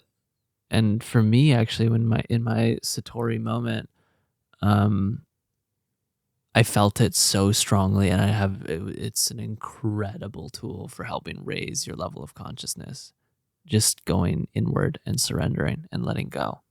So he talks about how to go about that practice. Yeah. Beautiful. Wow. I just had a memory back to when a sister told me that I should start working with a coach for like what I was experiencing. And I was like, I don't feel like that resonates, you know? I don't feel like I need a coach to like tell me what to do or like what I'm experiencing, you know? Yeah. Like I just need to be with truth and like have people around me that can like support me and like point me in that direction and also hold me through any processes, you know? Holy company. Holy company. Aww. Holy company. Because holy company will hold you because Yeah. they love you and they see you. Yeah. Whereas, They see you. yeah. Whereas a coach, you know, I don't know. Yeah. No it's, judgment at all, but it kind of like reflects where they're at, you know? Because they're guiding people at their level of consciousness, you know? And you don't know where they're at. So how can they see you if, let's say they, for example, calibrate lower than when you are? Like they're not going to be able to hold you or see you because they're just not there. Yet they're wearing this mask of, I'm a spiritual coach or something like that. And then people believe them, and it's like, oh, well, this isn't actually helping. That was just a side thread that I realized I got pretty lost on. Really good side thread, and something that came up for me was like coach versus sage. Coach is someone who's doing something for someone. Sage is someone who's simply being that which they are. But that's also doing something for someone. Yeah.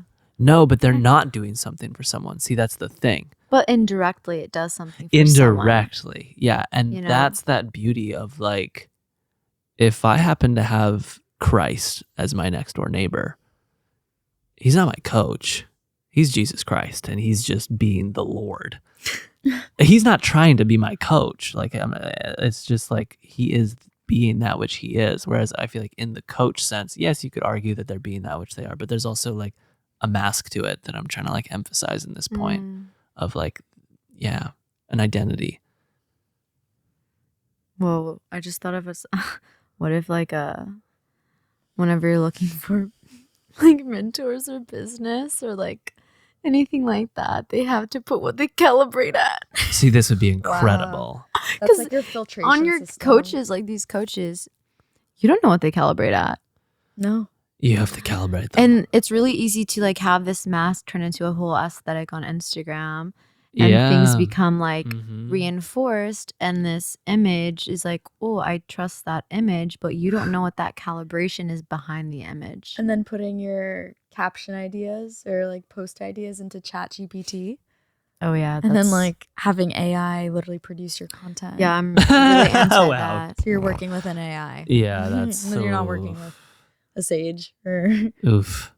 Oof. You're dealing with AI. Oh wow. Yeah. I didn't even think about scary. That. That's why I still have never used ChatGPT. It really, for like, I know it's a beautiful tool for humanity, but like, I guess I'm just an old soul where like AI freaks me out because I'm like, where's the soul? Right. There's no soul. I need to feel you. Yeah. And like, you don't know we're holy company because you're AI. And I don't know. I just like get into a weird, like I think AI is useful in some circumstances, like telling me the weather. Yeah. Or something, but like not like having and replacing human empathy and emotion and like consciousness and divinity and holiness and soul. Like soul. It's incredible because there's so many people who they could write their posts, but they don't. Now they'll just use ChatGPT because it's become a business. It's not about the message. Because it's become a business, and they're not tapping into themselves at the highest form just for the sake of being of service to mankind. They're trying to make money, and they're trying to buy something or get something, and that's fully felt from beings when there's a desire at play, and you're just like kind of a cog in the wheel. Versus someone who's authentically writing from their heart and they're pouring it out. We were just talking about this the other day. We were. Like, we've seen live examples of this happening with people we know. And it was like, whoa. We were also reading this beautiful email from a sister we both worked with. Oh, yeah. And there was this one line that hit, and I read it to Claudia. I was like, ooh, that hits. And then I was like, I wonder if this was written by AI or if this was written by her. Whoa. And like, it's interesting we have to think that because we know people who use AI. Yeah. And AI is pretty good. Their emails and and it's good. But I'm like, I want to believe it was them. Yeah. And like, then it's like, wow, you feel that more if you know it's them. Yes. You know? For sure. Yeah. I love this. But then again, like, we can't see what is or isn't used or what is or isn't calibrated on social media. And that's why I think it's so important to, like Claudia mentioned, like you mentioned, find the sages, and maybe the biggest sage you need is yourself. Yeah. Not the biggest sage, the best sage you need is yourself. And like, feel your body. Yeah. Don't feel someone's Instagram. Yeah. Have faith that you are divinity itself. Dang. Yeah. Dang. I was like, yeah, dang. Because we're so outside of ourselves. I mean, not us, but most of As a humanity. collective. Yeah. We look to others for guidance, but it's like, no. Your internal guidance is the real guidance the that you need. real It is compass. the guidance for you. Because you are the medicine. Like, only you know what you feel aligned with and what feels good for you. Like, no one will be able to tell you that. Yeah. You're on your own path. You're not meant to be like everybody else. You are not That's just the truth. meant to be like everyone else. Focus on that, everybody. Focus on Yeah. you. Do your best to just be that which you are. Be your own ice cream flavor. We have Yeah. too many freaking vanilla or caramel ice cream flavors, or like chocolate chip or cookie dough. Be your own Chips like Ahoy. weird freaking flavor. Follow the little things that tickle your soul. Yeah. That's And- an animation clip. Oh wow, yeah, that is. I just saw me tickling like a free fur, Like a being blob? thing, like a blob, Like cute, I saw like a fluffy glowing blob. So this is a good thread because I wanted to talk about the simple souls thing, because the vanilla flavor, in a certain sense, is like the foundation of the human experience. There's certain people that like, like people that like, let's say the garbage man. God bless him. God bless Like, him. Yeah, for real. Amen. And a lot of them have soul. Oh, and they are such loving. Like, I've had moments where, as a child, just a brief story, where my mom one time told me she walked outside. There was a garbage man there, and he had these bright blue eyes. And she was telling this to me after she had just saw him.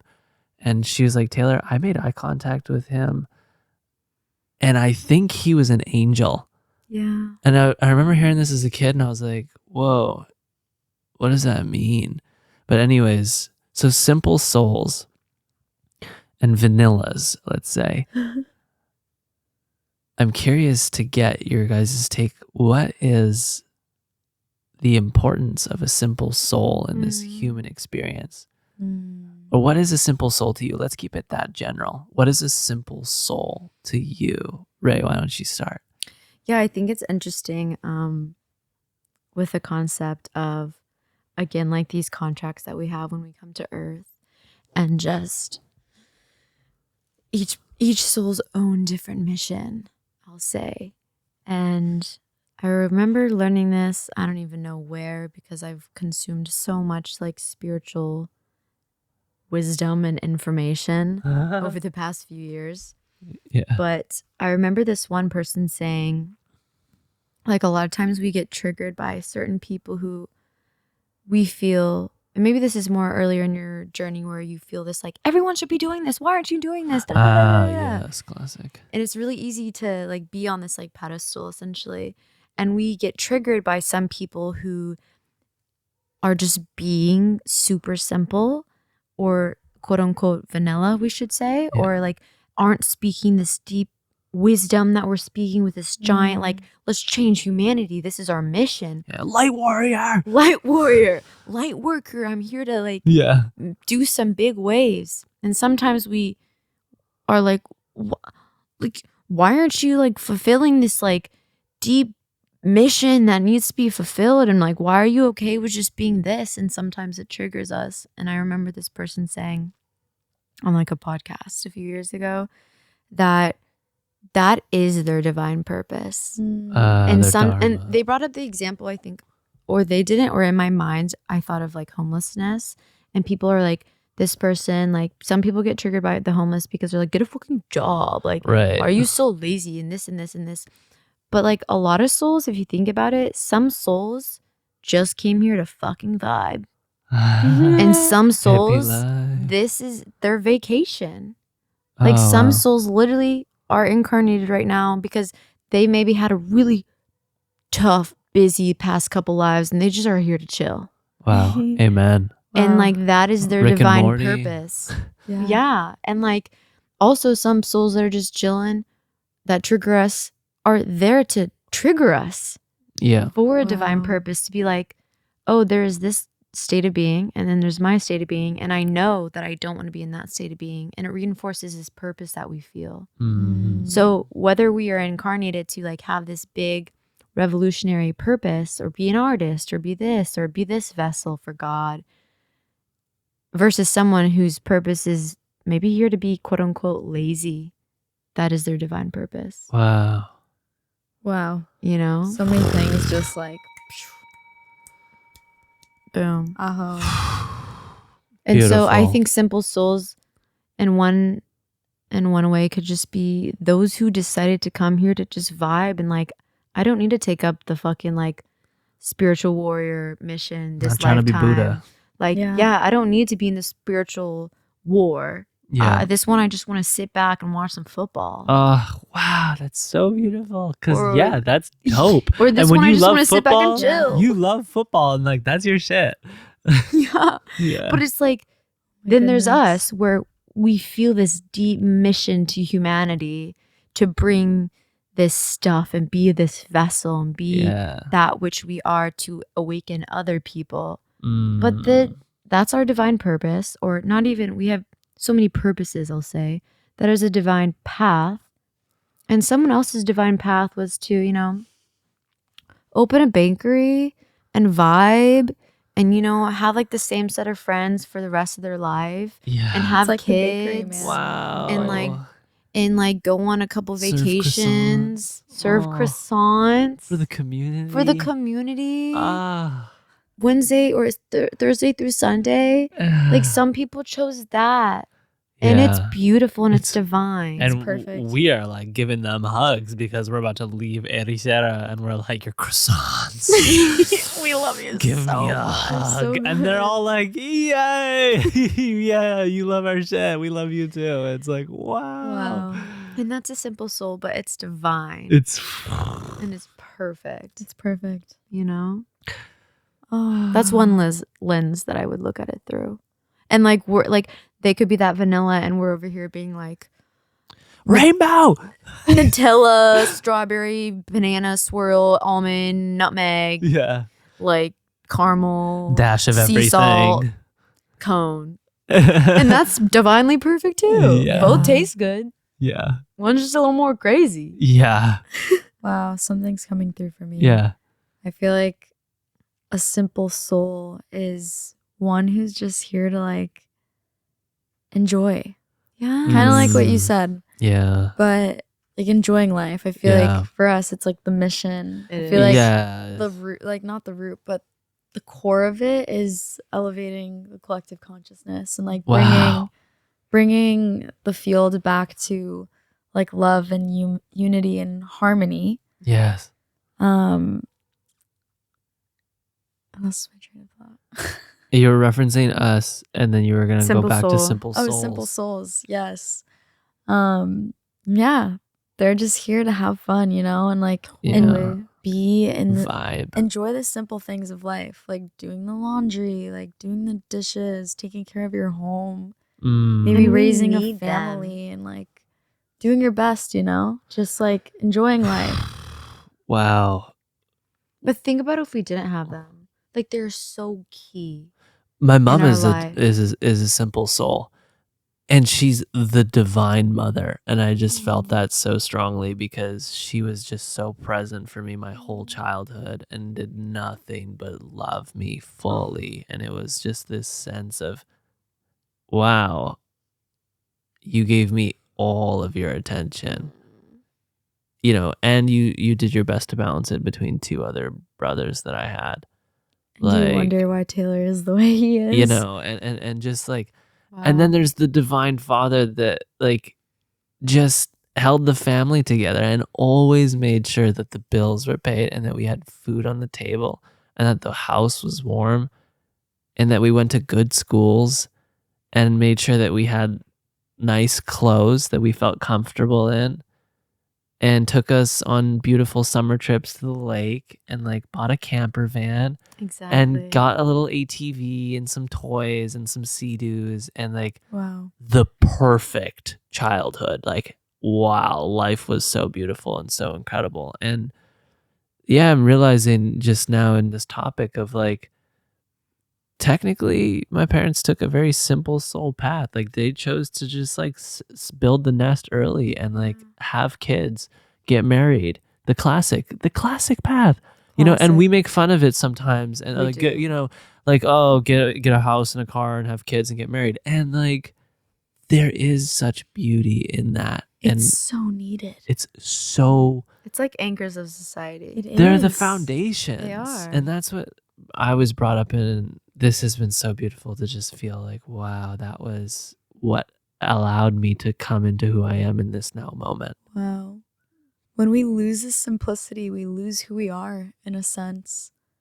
Because you were talking about divine mother and divine father, and I feel like a big attribute of an embodied like divine father is all of those things. All like those the simplicity things. of like Put the bills. making sure all of the things are in check, like in this Get the physical heater realm. on. Like Yeah. simple things, you So know? simple. Like grounded earthly things. Food, shelter, and- water. Yeah, like the basics. The And I feel like there's a lot basics. of men and women that like don't have those things together and then Yeah. raise families and Mm. And their there's, root like- chakras are like, and then there's so much trauma that just gets like carried on in the family because Mhm. there's no stability. There's no and for a child, that's the scariest thing in the world. And exactly, it's root chakra. If you don't have your root chakra down and like Yeah. held from the moment you're born, you're gonna struggle with that for the rest of your life. Security, like sense of your 2 feet on the ground. It's the most important thing. The nest. You need a less nest to like land in. Yeah. It affects A everything else. nice nest. Oh, wow. That's it.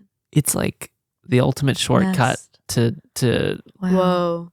divinity. The ultimate short. Kid, did you have a good nest? I feel like that's like I'm so fully aware of like Yeah, your the nest is divine- cozy. the Like, divine like like, privileged extra nest that I photos. fell Ray's got into. like a nest that holds 1 million eggs, just frolicking through her nest. Ray's nest is like pink and sparkly and has a lot of fluffy unicorn pillows. Oh my God. It's That's how I bougie just saw it. beautiful. It's- Actually, it was like a horse girl nest. My room was like all horses. Classic. oh my god, I can see your room. It's gorgeous. It's the mansions that I did like showroom walkthroughs as a child, and I was like dreaming of this room. I was like, wow, that room. What children grow up in this room?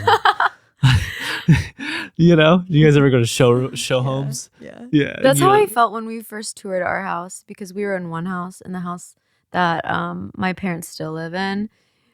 We toured it and I was like, wow.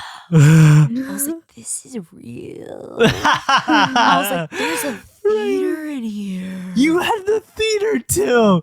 I fucking She knew had a her nest meteor was room. incredible. Yeah, we haven't. What is that?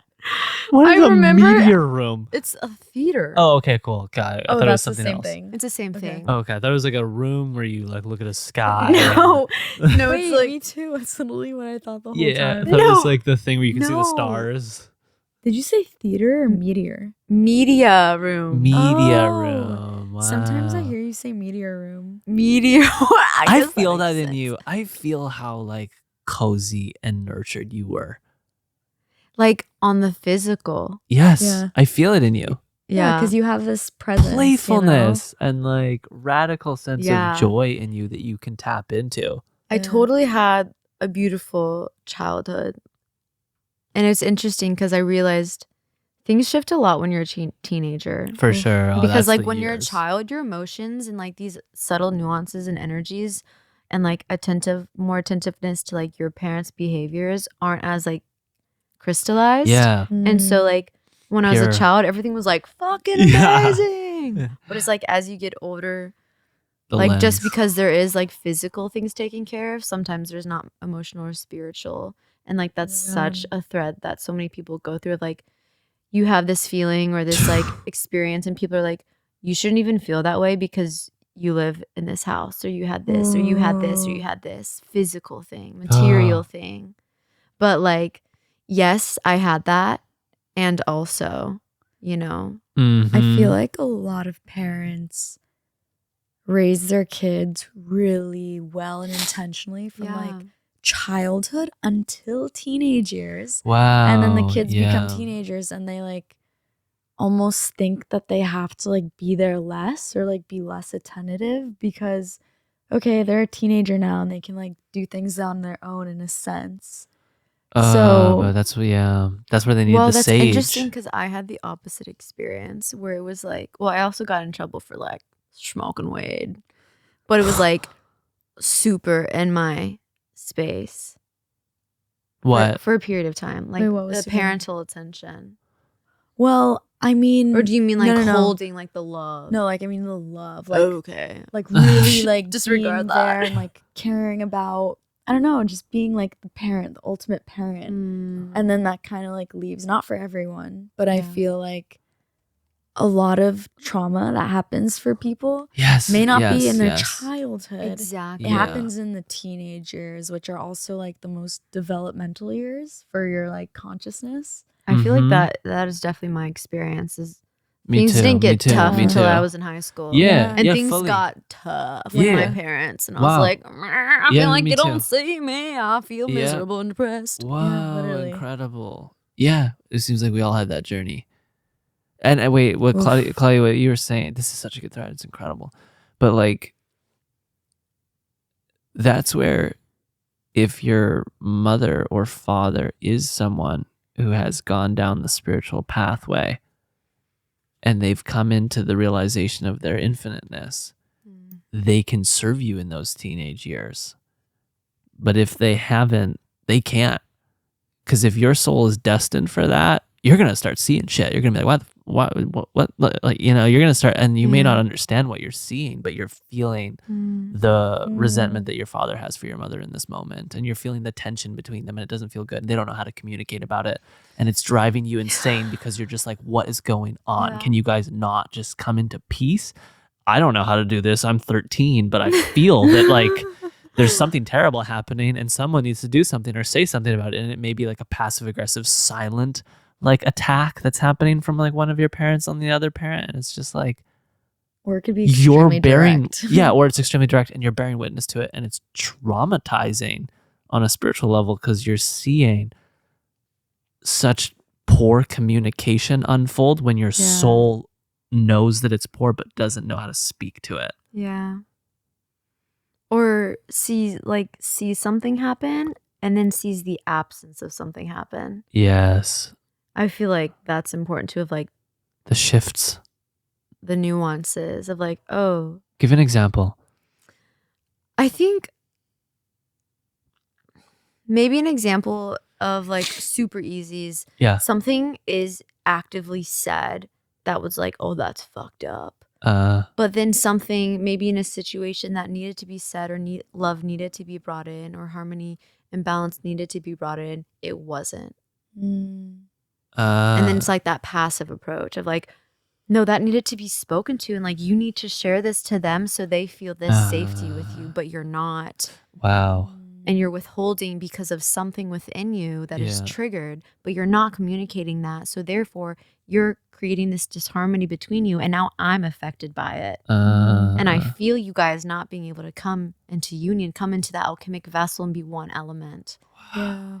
And like, that's maybe like these nuances we start feeling young, but like still in high school. And like now I'm able to like directly speak to that. And I'm like, oh, like counselor mode. And I'm like, marriage counseling, let's hold this. Wow, or like family counseling, today. You know, like let's go into it and like, let's hold it right now. I was like, none of you are wrong feeling the way you're feeling, but this person is coming from here and this person is coming from here. And you are maybe having this projection or feeling about them because of this, what happened in your past, but you're not communicating that because you're lost in your emotion. Wow. You know? Wow. Rachel speaks to this like it's English. Yeah. But it's really something else. But I mean, it's true. And I think, again, we came to this earth to have human connection, to expand each other. Yeah. And like our relationships are the most triggering and expansive things that we have. And a lot of times, like if you haven't like read the things we've read or experienced what we've experienced, you don't know to have these conversations, right? Or to have these actions that are there to create this harmony, so to speak. I mean, but yeah, I think we're able to notice that starting young. Yeah. And then like, obviously you don't notice this nuanced stuff as a kid. You're just like, Mom and Dad. Mom and Daddy. Take care of me. Mommy and Daddy. I'm just like, pick me up. Yeah. I want to go to the fair. Buy me everything. I want Taco Bueno cinnamon chips. Yeah. Everything. Yeah. But then we're like, I said buy me. Oh. Then we're like Same. teenagers, hormonal, like emotional. We're sensitive. Like maybe our gifts are starting to be turned on. Yeah. We're like feeling everything. All the chakras are shaking a little bit. Yeah. And then we're like, oh. And I've had so many experiences when, like, as an adult, there's things that would happen within my family dynamic, and I just sit and observe, and I'm like, wow, the older I get, the more I see that my parents, the people in my life, these adults in my life are just fucking human. Yeah. They're just doing their best, and they're just human, you Mm-hmm. know? And it's like, whoa. And they're perfect. And they're perfect. Just and for the way exactly. they are. And there's these simple souls that are just out here. Ah, simple soul. You know? Yes. And sometimes it's triggering, but it's there to be a trigger. Yeah. And that's divine. I need to pee. I do We're going too. to pause the ship. This is that moment where I hit the brakes real quick and we go pee. That was so good. The Simple Souls thread came through. Yeah, I really Wow. did. And it came up early. Like, I don't know when you mentioned it at the... Maybe you mentioned Simple Souls. No, you did mention the beginning of the podcast, but I was like, whoa, I want to touch on that because that feels special. And I had no idea where it was going to go. But like putting that thread in front of you guys and letting you guys just like yank on it, I was like, wow, we're back into like the infinite depths of this They're sea. here to just vibe. Yeah. And that's Yeah, all. You guys had an Vibe. incredible articulation of that. I'm going to pee myself. Yeah, so. go for it. Yeah. We should sing a song Mama before we end the Ocean. podcast for sure. Wait. Mama Ocean, carry me. That's not it. That's definitely not it. Take two after P. Mama Ocean. No. Okay, I'm muting. You guys are all such naturals with booms. It's really beautiful to see. Some people aren't. Yeah, these are the mic booms, like the boom arms. We're And, just like, manifesting generators. so- Yeah. Some people look at it and they're like, Well, Tay, we came here to literally do this. right, I can feel it. You guys are just like, and it's perfect. And I'm like, wow, that was so smooth. I didn't have to explain anything. It feels so natural. I've never done a 3-person podcast. It feels so It good. feels so good. And this is like real podcasting. Yeah. Like this is what it feels like, you know? It does. You have to feel- drop in, like literally drop into a spaceship We for it to dropped. be like Yeah. good, you know? Yeah. Because the way we did our 2-person podcast, that didn't feel at all like a podcast to me. It felt weird, you know? Yeah. Yeah, I think that's why I've maybe had like some resistance to do like more episodes because I'm just like, what is the purpose of this? Like, Yeah. what am I? Am I just going to sit here and have experts like talk about their stuff, Right. or like share stories? And so I think I hit a wall, but this experience is like awakening into me. I'm like, wait, this is actually like podcasts. And like for me, it's really just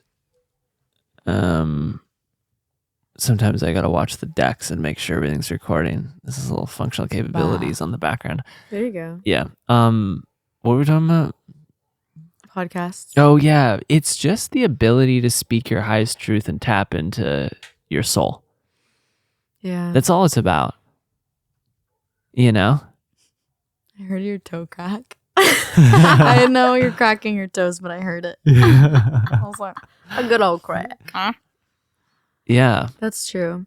And I think it's hard to like fully do that with like in the time limits that most like podcasts are. That's why like Yeah. Joe Rogan's that's the why Joe best in the Rogan's world because 3 this is hours. 3 hours. This is why I was like, we're not doing 10-minute like shows. Maybe if I'm doing a podcast like by myself real quick, to, like drop in on like a topic, I'll Yeah. maybe do that. Just But like a like channel. to drop in with another being and share a field together. The alchemic vessel. We're creating Wow. that. And we did it before we all dropped in. We made the bubble and we like dropped into the bubble. We're creating the alchemic arc. Yeah. And you can Fully. feel how in resonance we are. I just feel it like bearing witness to it and like feeling it. It's like, whoa. Mhm. It's like the rawness.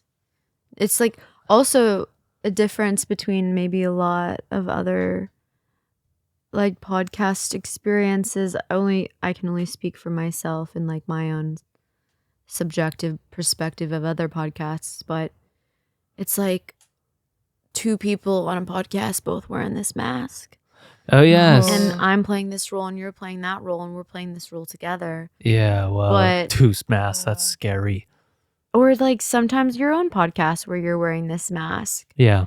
And it's like, I fully forgot we were like video recording this thing because like I'm just so immersed in this like alchemic vessel and this Right. one element that we have fused into one where it's like, oh no, I'm not wearing this, you're not wearing that. We're simply that went in the fire. Did it? Yeah. There's probably wax all over it. Oh. We're simply just It's okay. being. It's felt. Mm-hmm. It's fully felt. Wow, yeah. Because you can also feel in a podcast when they have like a list of questions they want to ask. Yeah. Because I've fucking been there interviewing people on my podcast and I had a list of questions. So I'm like, well, how do you feel the space? Yeah. I'm supposed to ask them these questions. That's what we're supposed to do. Right. Hi. I need a script. Or there's a fear of there being an empty space where Don't know what to there's, like, say. you don't know what to say, or Totally. like an Oh. awkward space. But then like not allowing space for it to naturally unfold is only like actually suppressing your creative expression and your channel, you know? And the opportunity for like rawness. Oh, wait. Hold on. Yeah, hold on. Wait, you're back, right? Oh, no. Siri, I'm back, I I'm just back. spooked all the volume levels because the pillow went on the deck. We're back? Back. Nice. You can feel how you leave the bubble. It's like, oh, where did we go? Lusha. Where did she go? Shishka. I fell off the ark for a sec. She's back. I'm back. She's back on the rainbow bridge. Oh, I would love to do this. This is great. What? It's just like having gone on the ship, the Ark of Truth. What does it feel like for you guys? Ooh, for me, it feels like a remembrance, like a true remembrance of, just my connection to self, capital S. Yeah. My connection to God, my connection and friendship and relationship with you guys. Oh. And just like the harmony between us as friends, like all of us friends, like you're not just my partner, you're also my friend. Yeah. You know, Mhm. you're like a sister and my best friend. So like, and then you guys are best friends. Like, wow, so beautiful. So just remembrance of that and how deep we have the ability to go and like speak about consciousness in ways that are just like so out of this world, and like most people can't even talk about because they don't meet themselves at that level. So I feel like there were many points during this podcast where I was like, wow, like this is what we're meant to be doing. Like this is like this feels like dharmic in a way, because this is like what I've always wanted to do, just like share truth. And I've been finding like, or trying to find mediums of how to do it. But I think the realization happened with this whole podcast setup and just the way this is done, like having the proper equipment too to capture it. Because for my podcast, for example, like I don't have these, I haven't been like using this equipment. I'm just recording it on my phone. And it feels nowhere as like intimate and like me, fully me. There's this sense of like, all right, like what am I going to talk about today, and not having a list of questions, but yeah, just like not fully dropping into myself before I speak because I'm not in the proper space Yeah. to like do it. Yeah. So yeah, just realizing that. And yeah, it's also brought a lot of reflection on my journey and like our journey and just like the whole topic of expanding consciousness and the hero's journey, like all of it. Wow. And like through you guys just getting like all these reflections of yeah, just like awakening. It's like, wow, oh my God, yes, I'm experiencing that too, or Yeah. I've experienced that. Satori. But like maybe I just didn't remember and now I'm remembering, or maybe it's happening and like I feel it, but I never really like said it out loud, you know? So like we're all just walking each other home, and that's what this feels like. Wow. Homecoming. Wow, you said so many incredible things. And a quick reflection from me before you go, Ray, is just like, wow, Claudia, I feel like I just had moments just like, whoa, I've never experienced this with you. I feel like we haven't dropped into this sort of bubble together in this way. And it was so beautiful to just hear some of the answers that you gave and some of the words that you spoke and how you strung them together poetically, and just the resonance and the harmony and all of it with me was just this moment of, wow, this is my divine union partner that I get to be with. Like, wow, this is why I'm with this person and why I love this person so much. And it was just almost like a new depth of love, an aspect of you that I haven't seen that I now just saw. And it was like, wow, that's a lot. And it's so beautiful. So. Wow. That's so beautiful. That's so beautiful. Thank you. I'm You're just like welcome. this extra little fairy, like supporting. I'm like, yeah, Yes. mom and dad. Wow. Yeah. Yeah, this feels really special, and I feel like it's also a remembrance of you and like where you're at, and yeah, just like our connection Yeah. and how deep we can drop in, because we haven't ever dropped in this space. Like we have dropped in like really deep, but yeah, this just feels profound. Like, So really beautiful. so profound. Yeah. You know? It does. So yeah. It's a big remembrance for me. Wow, I feel the same way. Yeah. Wow. Oh, your fingers on like raw skin. Here. Wow, I feel an honor just witnessing this. For those who don't know Tay and Clow personally, it's like literally textbook pure love. Yeah. Like literal divine union, pure love, consciousness, frequency, Christ consciousness, love. They call it the twin flame. Not always. Not always. Not always, No. because twin flames can be scary. Okay, cool. This is more like divine union. I think that's why I union. said it with a scary voice. I never say divine union in that way, but Divine union. never. Never. Never. Divine union. Divine union. Yeah. Divine union. Wow, And, you know, beautiful. it takes one to know one. It takes Not all people one to see know that, one. you know. It's holy company. A divine union innately is holy company. You can't have them Wow. separated. Amen. Wow. Oh, that was a loud bell. It's because I turned up the bell volume. She was a big one. Big bell. That was a beautiful moment. Ray, what is Satori for you? Wow. I've loved this whole like sailing moment we've had on the ocean of the universe and the cosmos, just floating around from one galaxy to the next.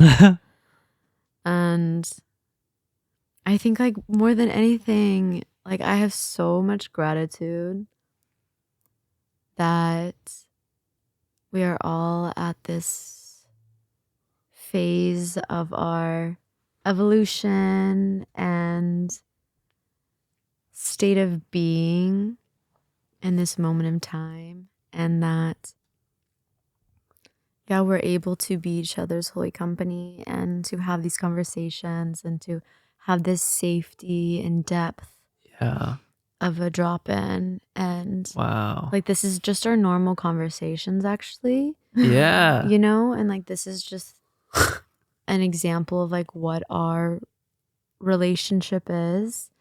And I think another layer of holy company is like, the core of our relationships is pure consciousness and pure love and Christ consciousness. Wow. And softness and like that.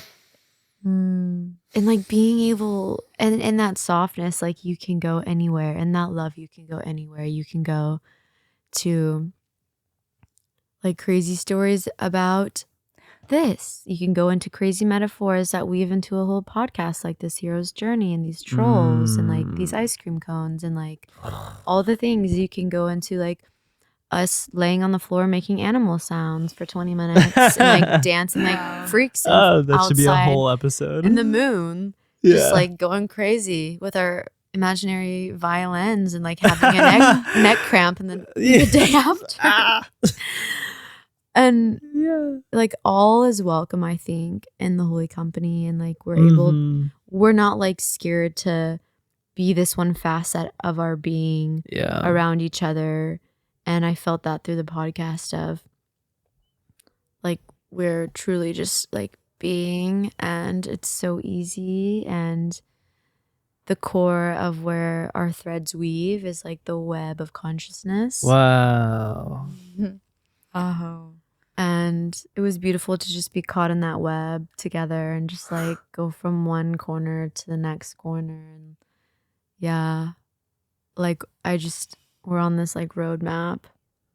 We're on our own hero's journey, and like the destination wasn't the end of the podcast. It was the journey of the podcast. All 3 hours or whatever of it. What are we at? 25322. Wow. Almost. You know, wow, just kidding. It went away. That was good.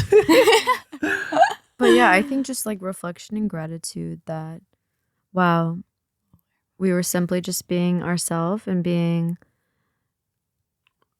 an alchemic vessel. Yeah. And merging as one and sharing truths. And back to what I said at the very beginning of like being the vessel.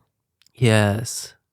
Just like we were just simply two little blobs together, or three little blobs together. We made one blob, and we were just a blob, which from with divine consciousness came through. We really need a cartoonist at this point. To enter 3 like blobs on the couch, just blobbing around, speaking. Blah, blah, blah, blah, blah, blah, blah, blah, blah, blah. But like as 3 blobs that become one blob, we're just like speaking frequencies into a mic that are going to go into the ear holes of people. Yeah.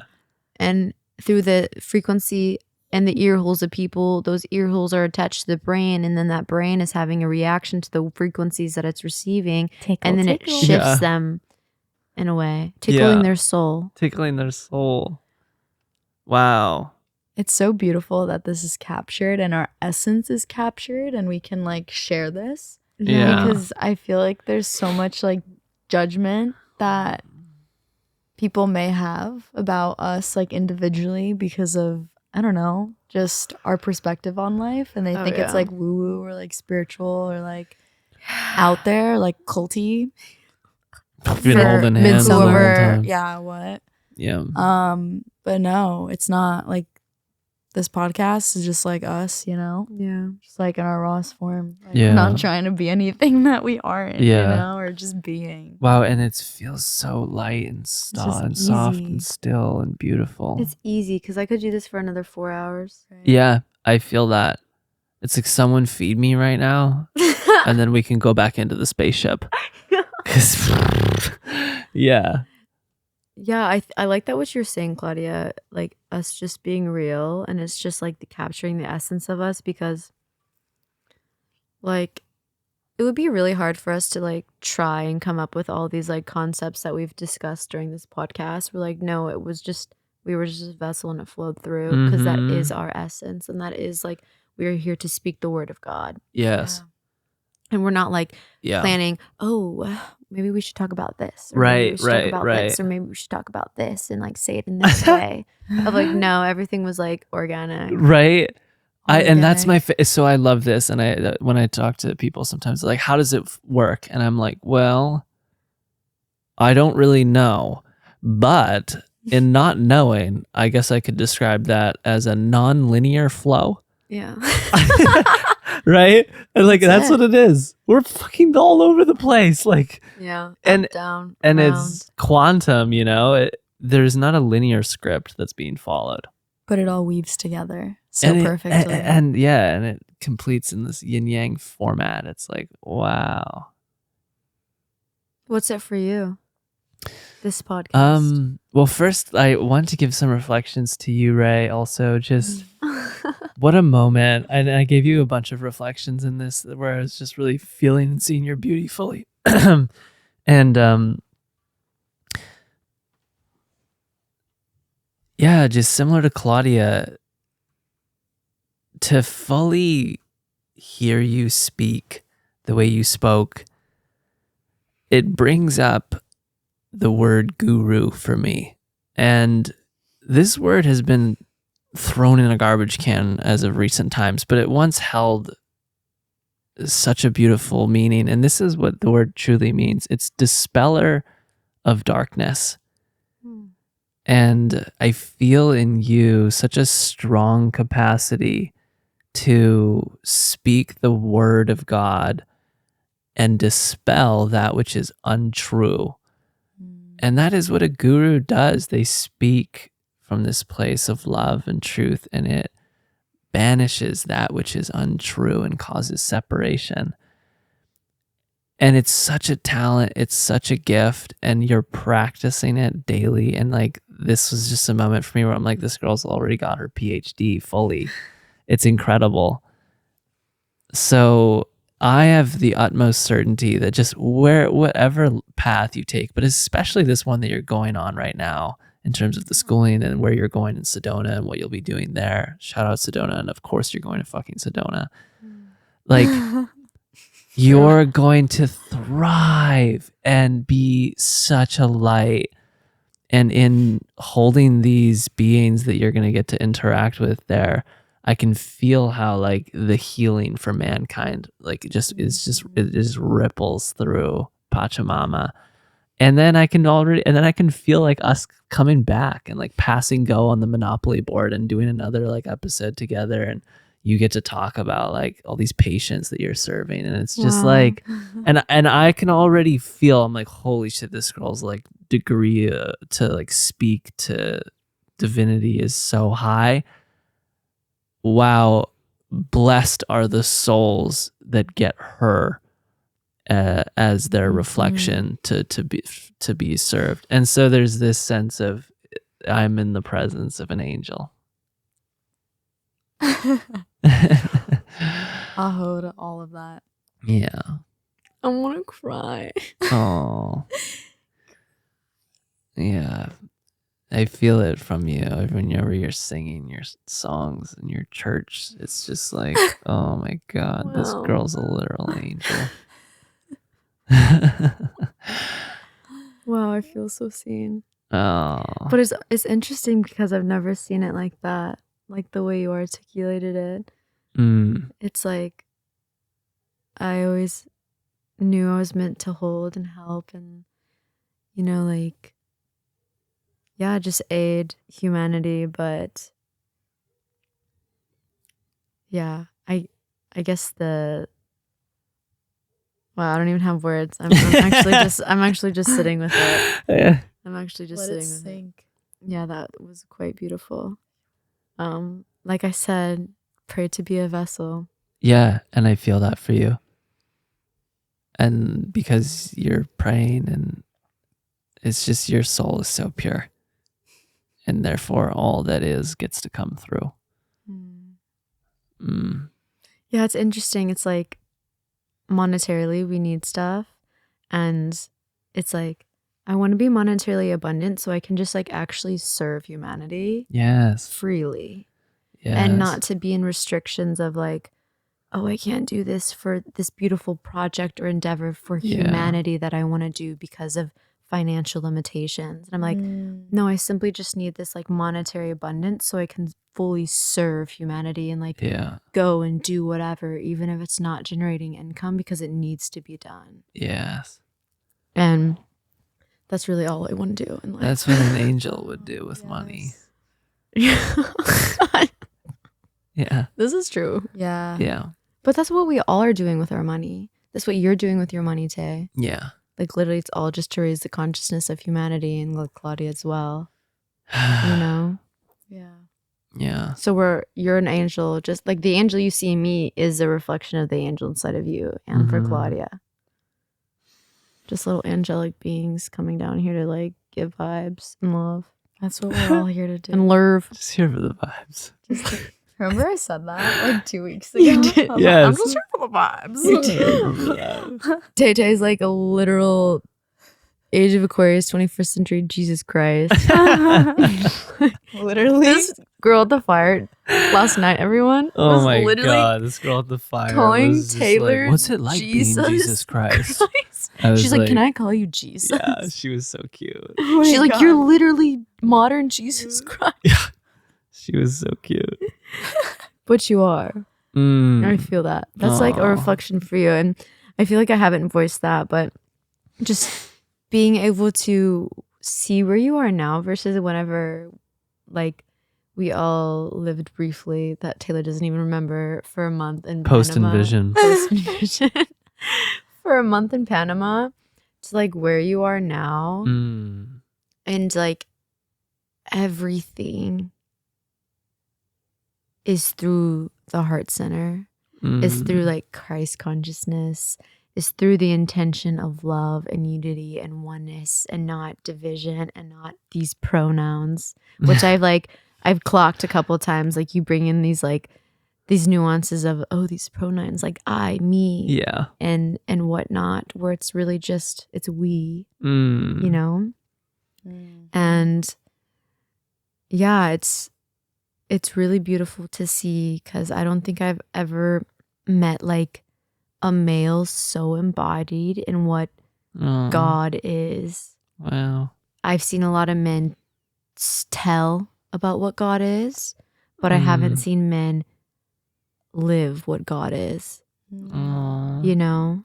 And I think that's why like right now in our field, it's only just you holding it down, because a lot of men aren't at that level yet. And I think you have a big role to do for those men. And I don't know how that will manifest, but that's coming through. And I feel that for you of like, this is like divine masculine, like God, man, essence-ness, beingness, you know? And it's beautiful to witness like your divine love for Claudia.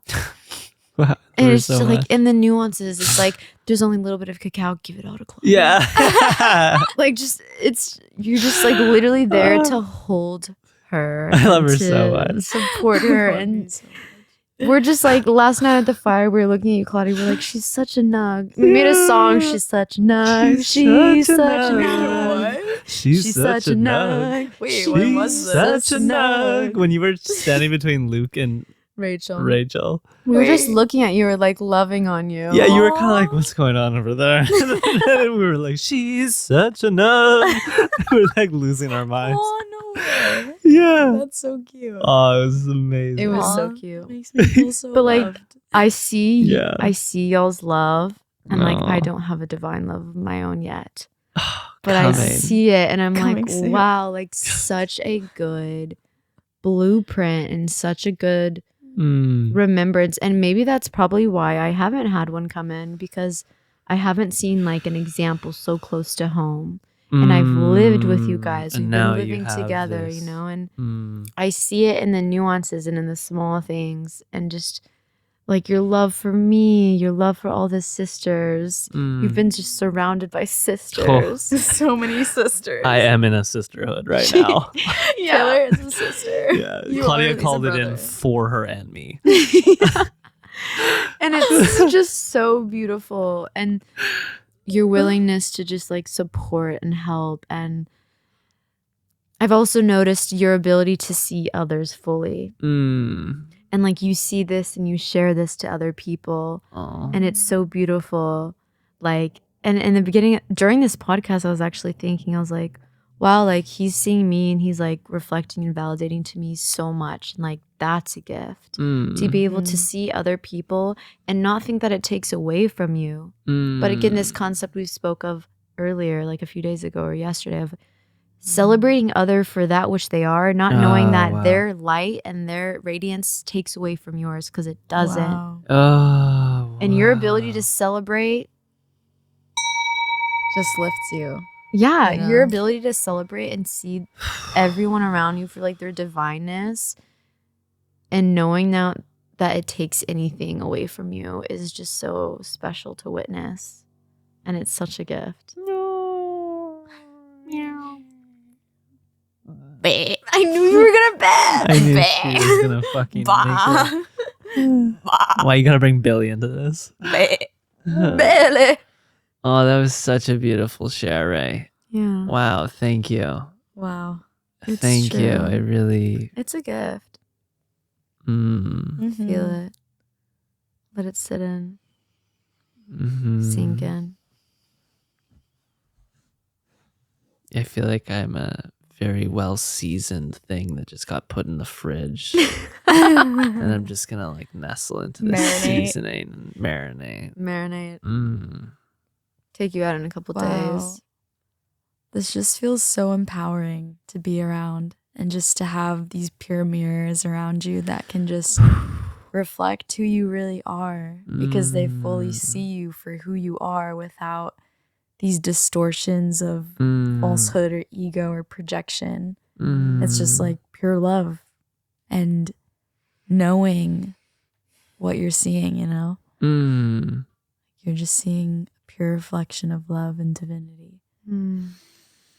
Wow. I think that's all it is. Holy company. We've said this so many times, it should maybe be a button. Holy company. And so we Holy can record company. that with your voice and make it that on this. Wait, let me say it again. Holy company. Yeah. Okay, cool. And so I love it. my sense... That should also be a button. Lurv it. Lurv it. Lurv it. Wait, yes, I want to make that a button. I lurv it. Before you leave, let me get a couple of you. Yeah. And then we can all make a couple. So that way I have like infinite options. Like, do I want to bring in Rachel? I'll lurv it. You know? lurv Just like instead of a bell, we can have like everybody's essence come through. Like, yeah, hold on, let me just...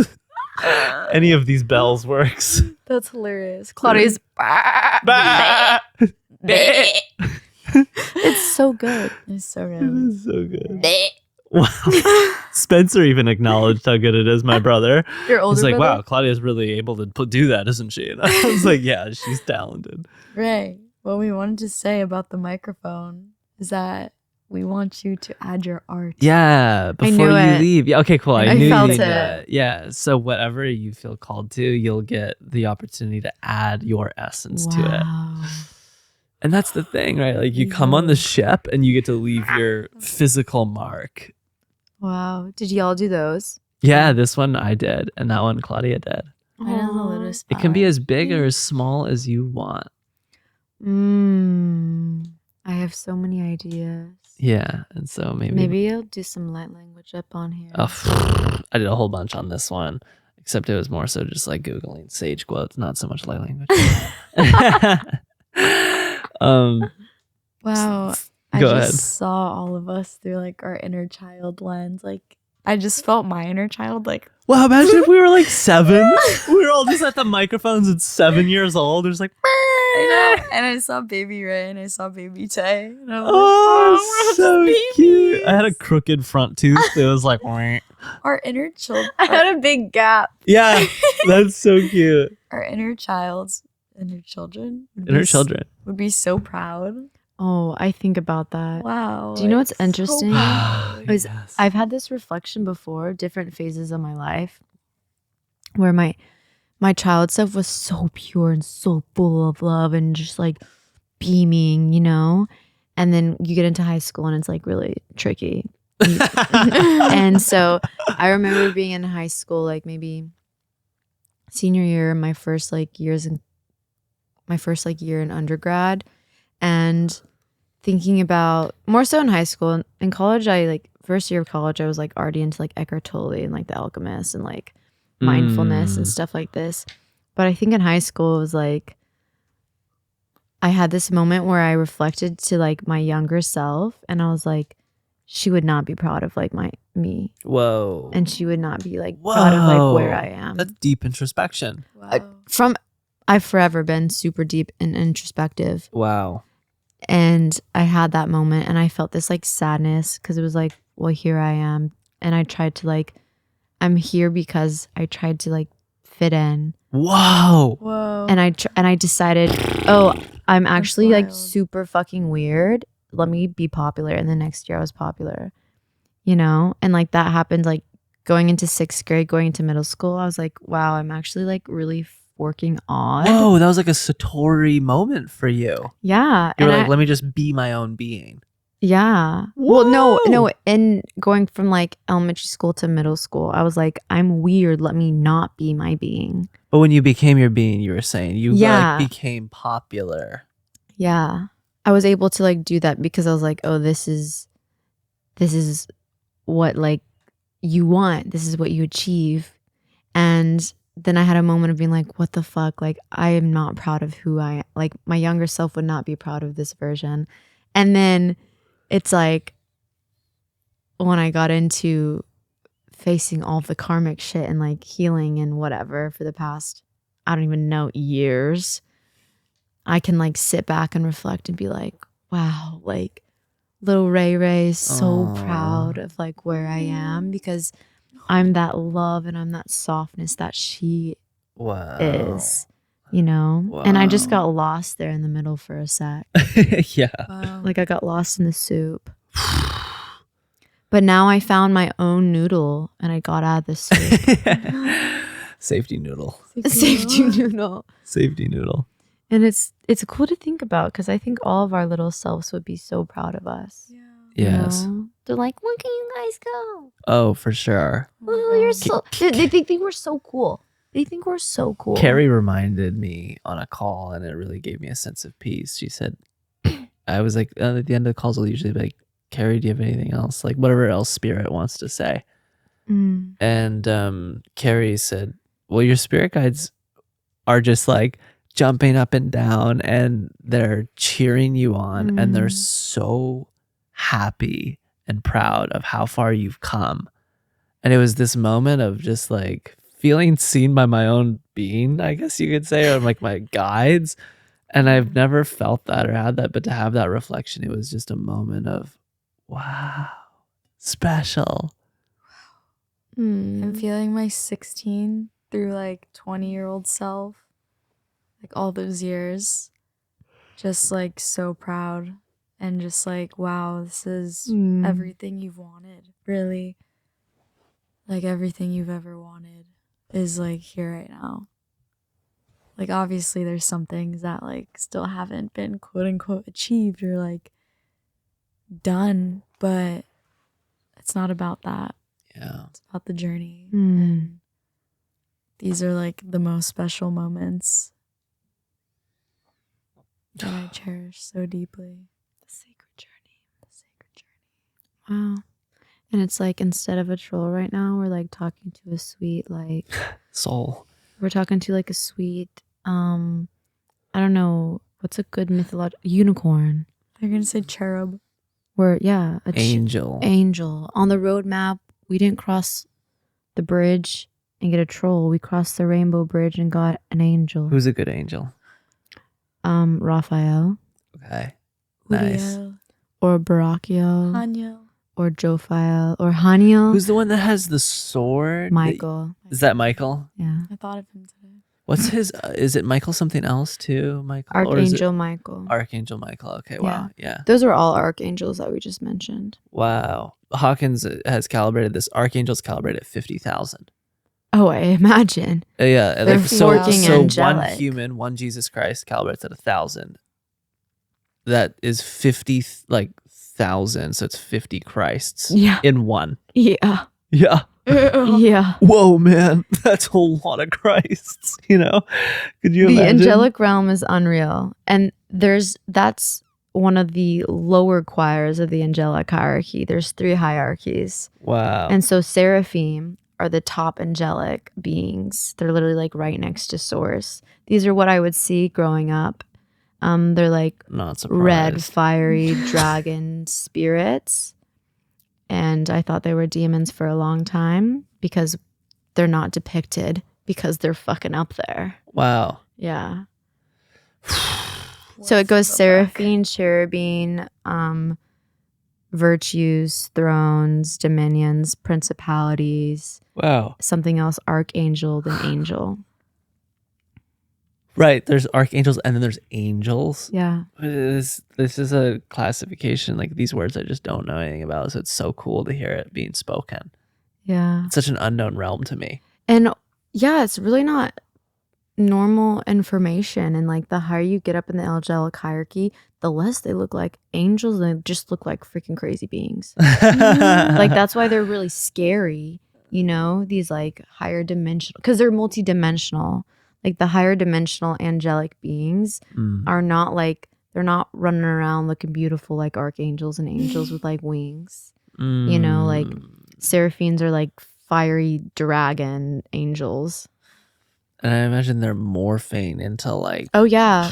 There's like a lot of them with eyes and spheres and like they just look crazy. Wow. If we were to look at one right now, it'd be really scary. Interesting. Because Wow. our brain, also there's this whole thing with like fire where like the agendas of the man, we can say the church, we can say whatever, have told us that fiery beings are associated with hell. Oh, wow. But it's actually associated with like heaven because the sacred fire, the sacred flame, Jesus Christ, the sacred heart was on fire. Yeah. So it's like Whoa. the fire of God. And that's what Whoa. seraphim are. They're like fire beings. Wow. Wow. Love that. Yeah. I landed. Yeah, that landed. Because what is fire? Purifier. Fire is the purifier. You think of the gates of hell and you just see them on fire. Exactly. Right. That's what your mind Wow. thinks. And not to go into a story of the gates of hell, but I've been there and it was not fiery in the slightest. I was in the ocean. You remember that night? I do. I couldn't forget that night. Yeah. What did they look like? Well, it wasn't, it was an infinite blackness. It was nighttime and I was facing the ocean and it was a void of absolute rage. I cannot even begin to describe the degree of energy. It's not like I was at the gates of hell as in terms of just like as a higher being, not someone that was being like, you know, punished or something. I was at the gates and I remember feeling the gates and feeling the join this side and feel this power that you will get on this side and the control over all of mankind. Oh, wow. And feel it. And I felt it. And what I also felt was that power and that control over all of mankind was coming from this evil place. And I remember just feeling rage and like a sense of like, I am better than ever, like ego to the extreme. It was like ego at a level that just blew my mind. And yeah, then like fell into the water and just like turned around and went back to the beach and was like, I will never go there. But thank you for this preview. That was beautiful. Wow. It was a journey. Claudia thought I was going to die. I thought he was committing suicide. Yeah, this whole thing. Yeah, I was like, babe, I just need to go to the ocean. I don't know what's going on. We were in the LCTO chairs, the one that you and I were in that video. I was losing my mind. I was like crying and like not knowing what to do. Yeah, like I calls Emma. I called Emma. I was like, you need to come here right now at like 3 a.m. I was like, I literally think Taylor's like trying to go to the ocean, like drown himself or like. And I felt the presence of also that too. Like all of it at the gates. I thought you were going insane. No. Was this like an intentional thing, or was there something that occurred? No, something was calling. And when was this? Something was calling. It was in like Playa April April. Or May. And it was at 3 a.m. But like something was calling me to the ocean, and I knew that it was scary, but I had to go see it. And I told Claudia, like, you probably shouldn't come. And like that freaked her out. And I didn't know how to say, I don't know. Like I was like, I don't know what it is, but I feel like I have to go see this thing. What the fork? Yeah. And she was losing her mind. She thought I was going to die. But I felt like the fear it wasn't like fear, but he's like, I need to go, and like I need to go by myself. Yeah, I didn't. And I felt this darkness. I was like, what There the was fuck is this? Like, what do I do? Like, yeah, there was a deep darkness to it. Anyways, yeah, we don't fuck with hell. That is a place that. So 3 hours, 22 minutes, and 19 seconds in, I want to close this. Wow. I want to close this with a prayer from all of us. But first, I do want to answer your question, Ray, of like, what is Satori for me? And just, it is the ability to drop into the infinite with others and sail this arc of truth and put it before mankind with the intention that it may help raise the consciousness of all beings. And I have this funny analogy that I like, which is when you increase your level of consciousness, the ocean rises. And so what I feel is that in getting to come together and be one in this moment, we reflect to each other our highest selves, and our consciousness levels rise by mere unity and field, like coming together in a harmonious way as holy company. And in doing that together and capturing it, whoa, do I ever feel like we're doing the work of the Lord. And so for me, it's a deep calling. It's a deep calling of, I don't know, I put a giant Jesus cross and an Om symbol on the case, and I write a prayer on the other case because, like, I don't know, Om Shanti, Amen. Like, what else is there to do in this life but share the Lord's word and be a vessel of sublime peace? So this episode, you guys, was one of the most special episodes for me thus far in this whole journey. And it's a beautiful reminder to me of just like, wow, this is big medicine for me, for you, for everybody. So, yeah, thank you guys so much. I love it. Thank you. Thank you. Wow, this like phrase that Russell, shout out Russell, would always say is, you're stronger together. Oh, I love that. You know, and it's so simple, but he like saw the potential of me and my network and my soul tribe. And he's like, wow, you're stronger together. Like, don't forget that. That was the last thing he said to me when I was leaving Costa Rica. I was like, don't forget. I love that. Stronger together. And you're divinely protected more so together too. Yeah. Than if you were alone. Because again, we're social creatures. Mm-hmm. And we're here to expand through relationship and by being together. And so, like, while we're expanding right now, we're flying. Blobs. We're just blobs that are We're just blobbing. Yeah. So why don't we do a prayer where we each share something beautiful to close this? Ray, why don't you start?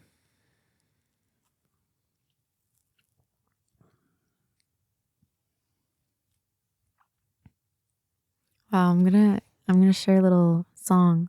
Oh, yay. I showed Claudia this. Yay. Yay. This came through in the shower, of course.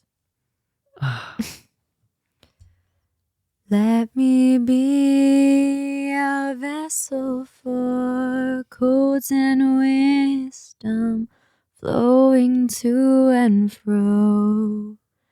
Let me be a vessel for codes and wisdom flowing to and fro. As above and so below, we are lighthouses bringing boats to shore.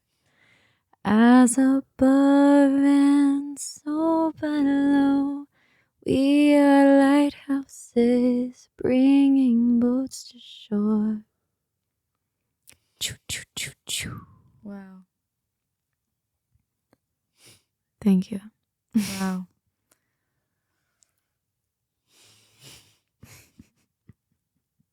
Just unreal. Thanks. Obrigada. Te amo. Te amo mucho, mi amor. Siempre y por siempre. The words and the voice that comes from the heart. Ray, that was incredible. I could feel the infinite space it took me to. I wasn't in an infinite space when I came through. I was on the in the dark. I like to shower in the dark. And I was just on the floor of the shower as I do, sitting there, having the water poured down me in my like channeling pose. And I was just like, I'm open. This is a cartoon right now. I'm open. What needs to come through? Wow. The vessel, you know? That was so beautiful. Did you just channel that today? No, I've had that in there probably for like a month. Did you write that? Yeah. Wow. I'm telling you, it was in the shower. It came through. Yeah, it's absolutely gorgeous.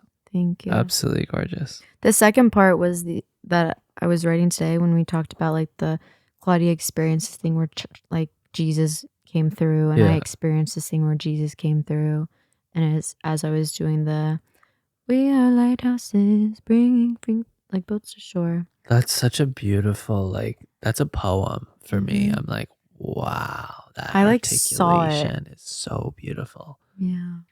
Whoa.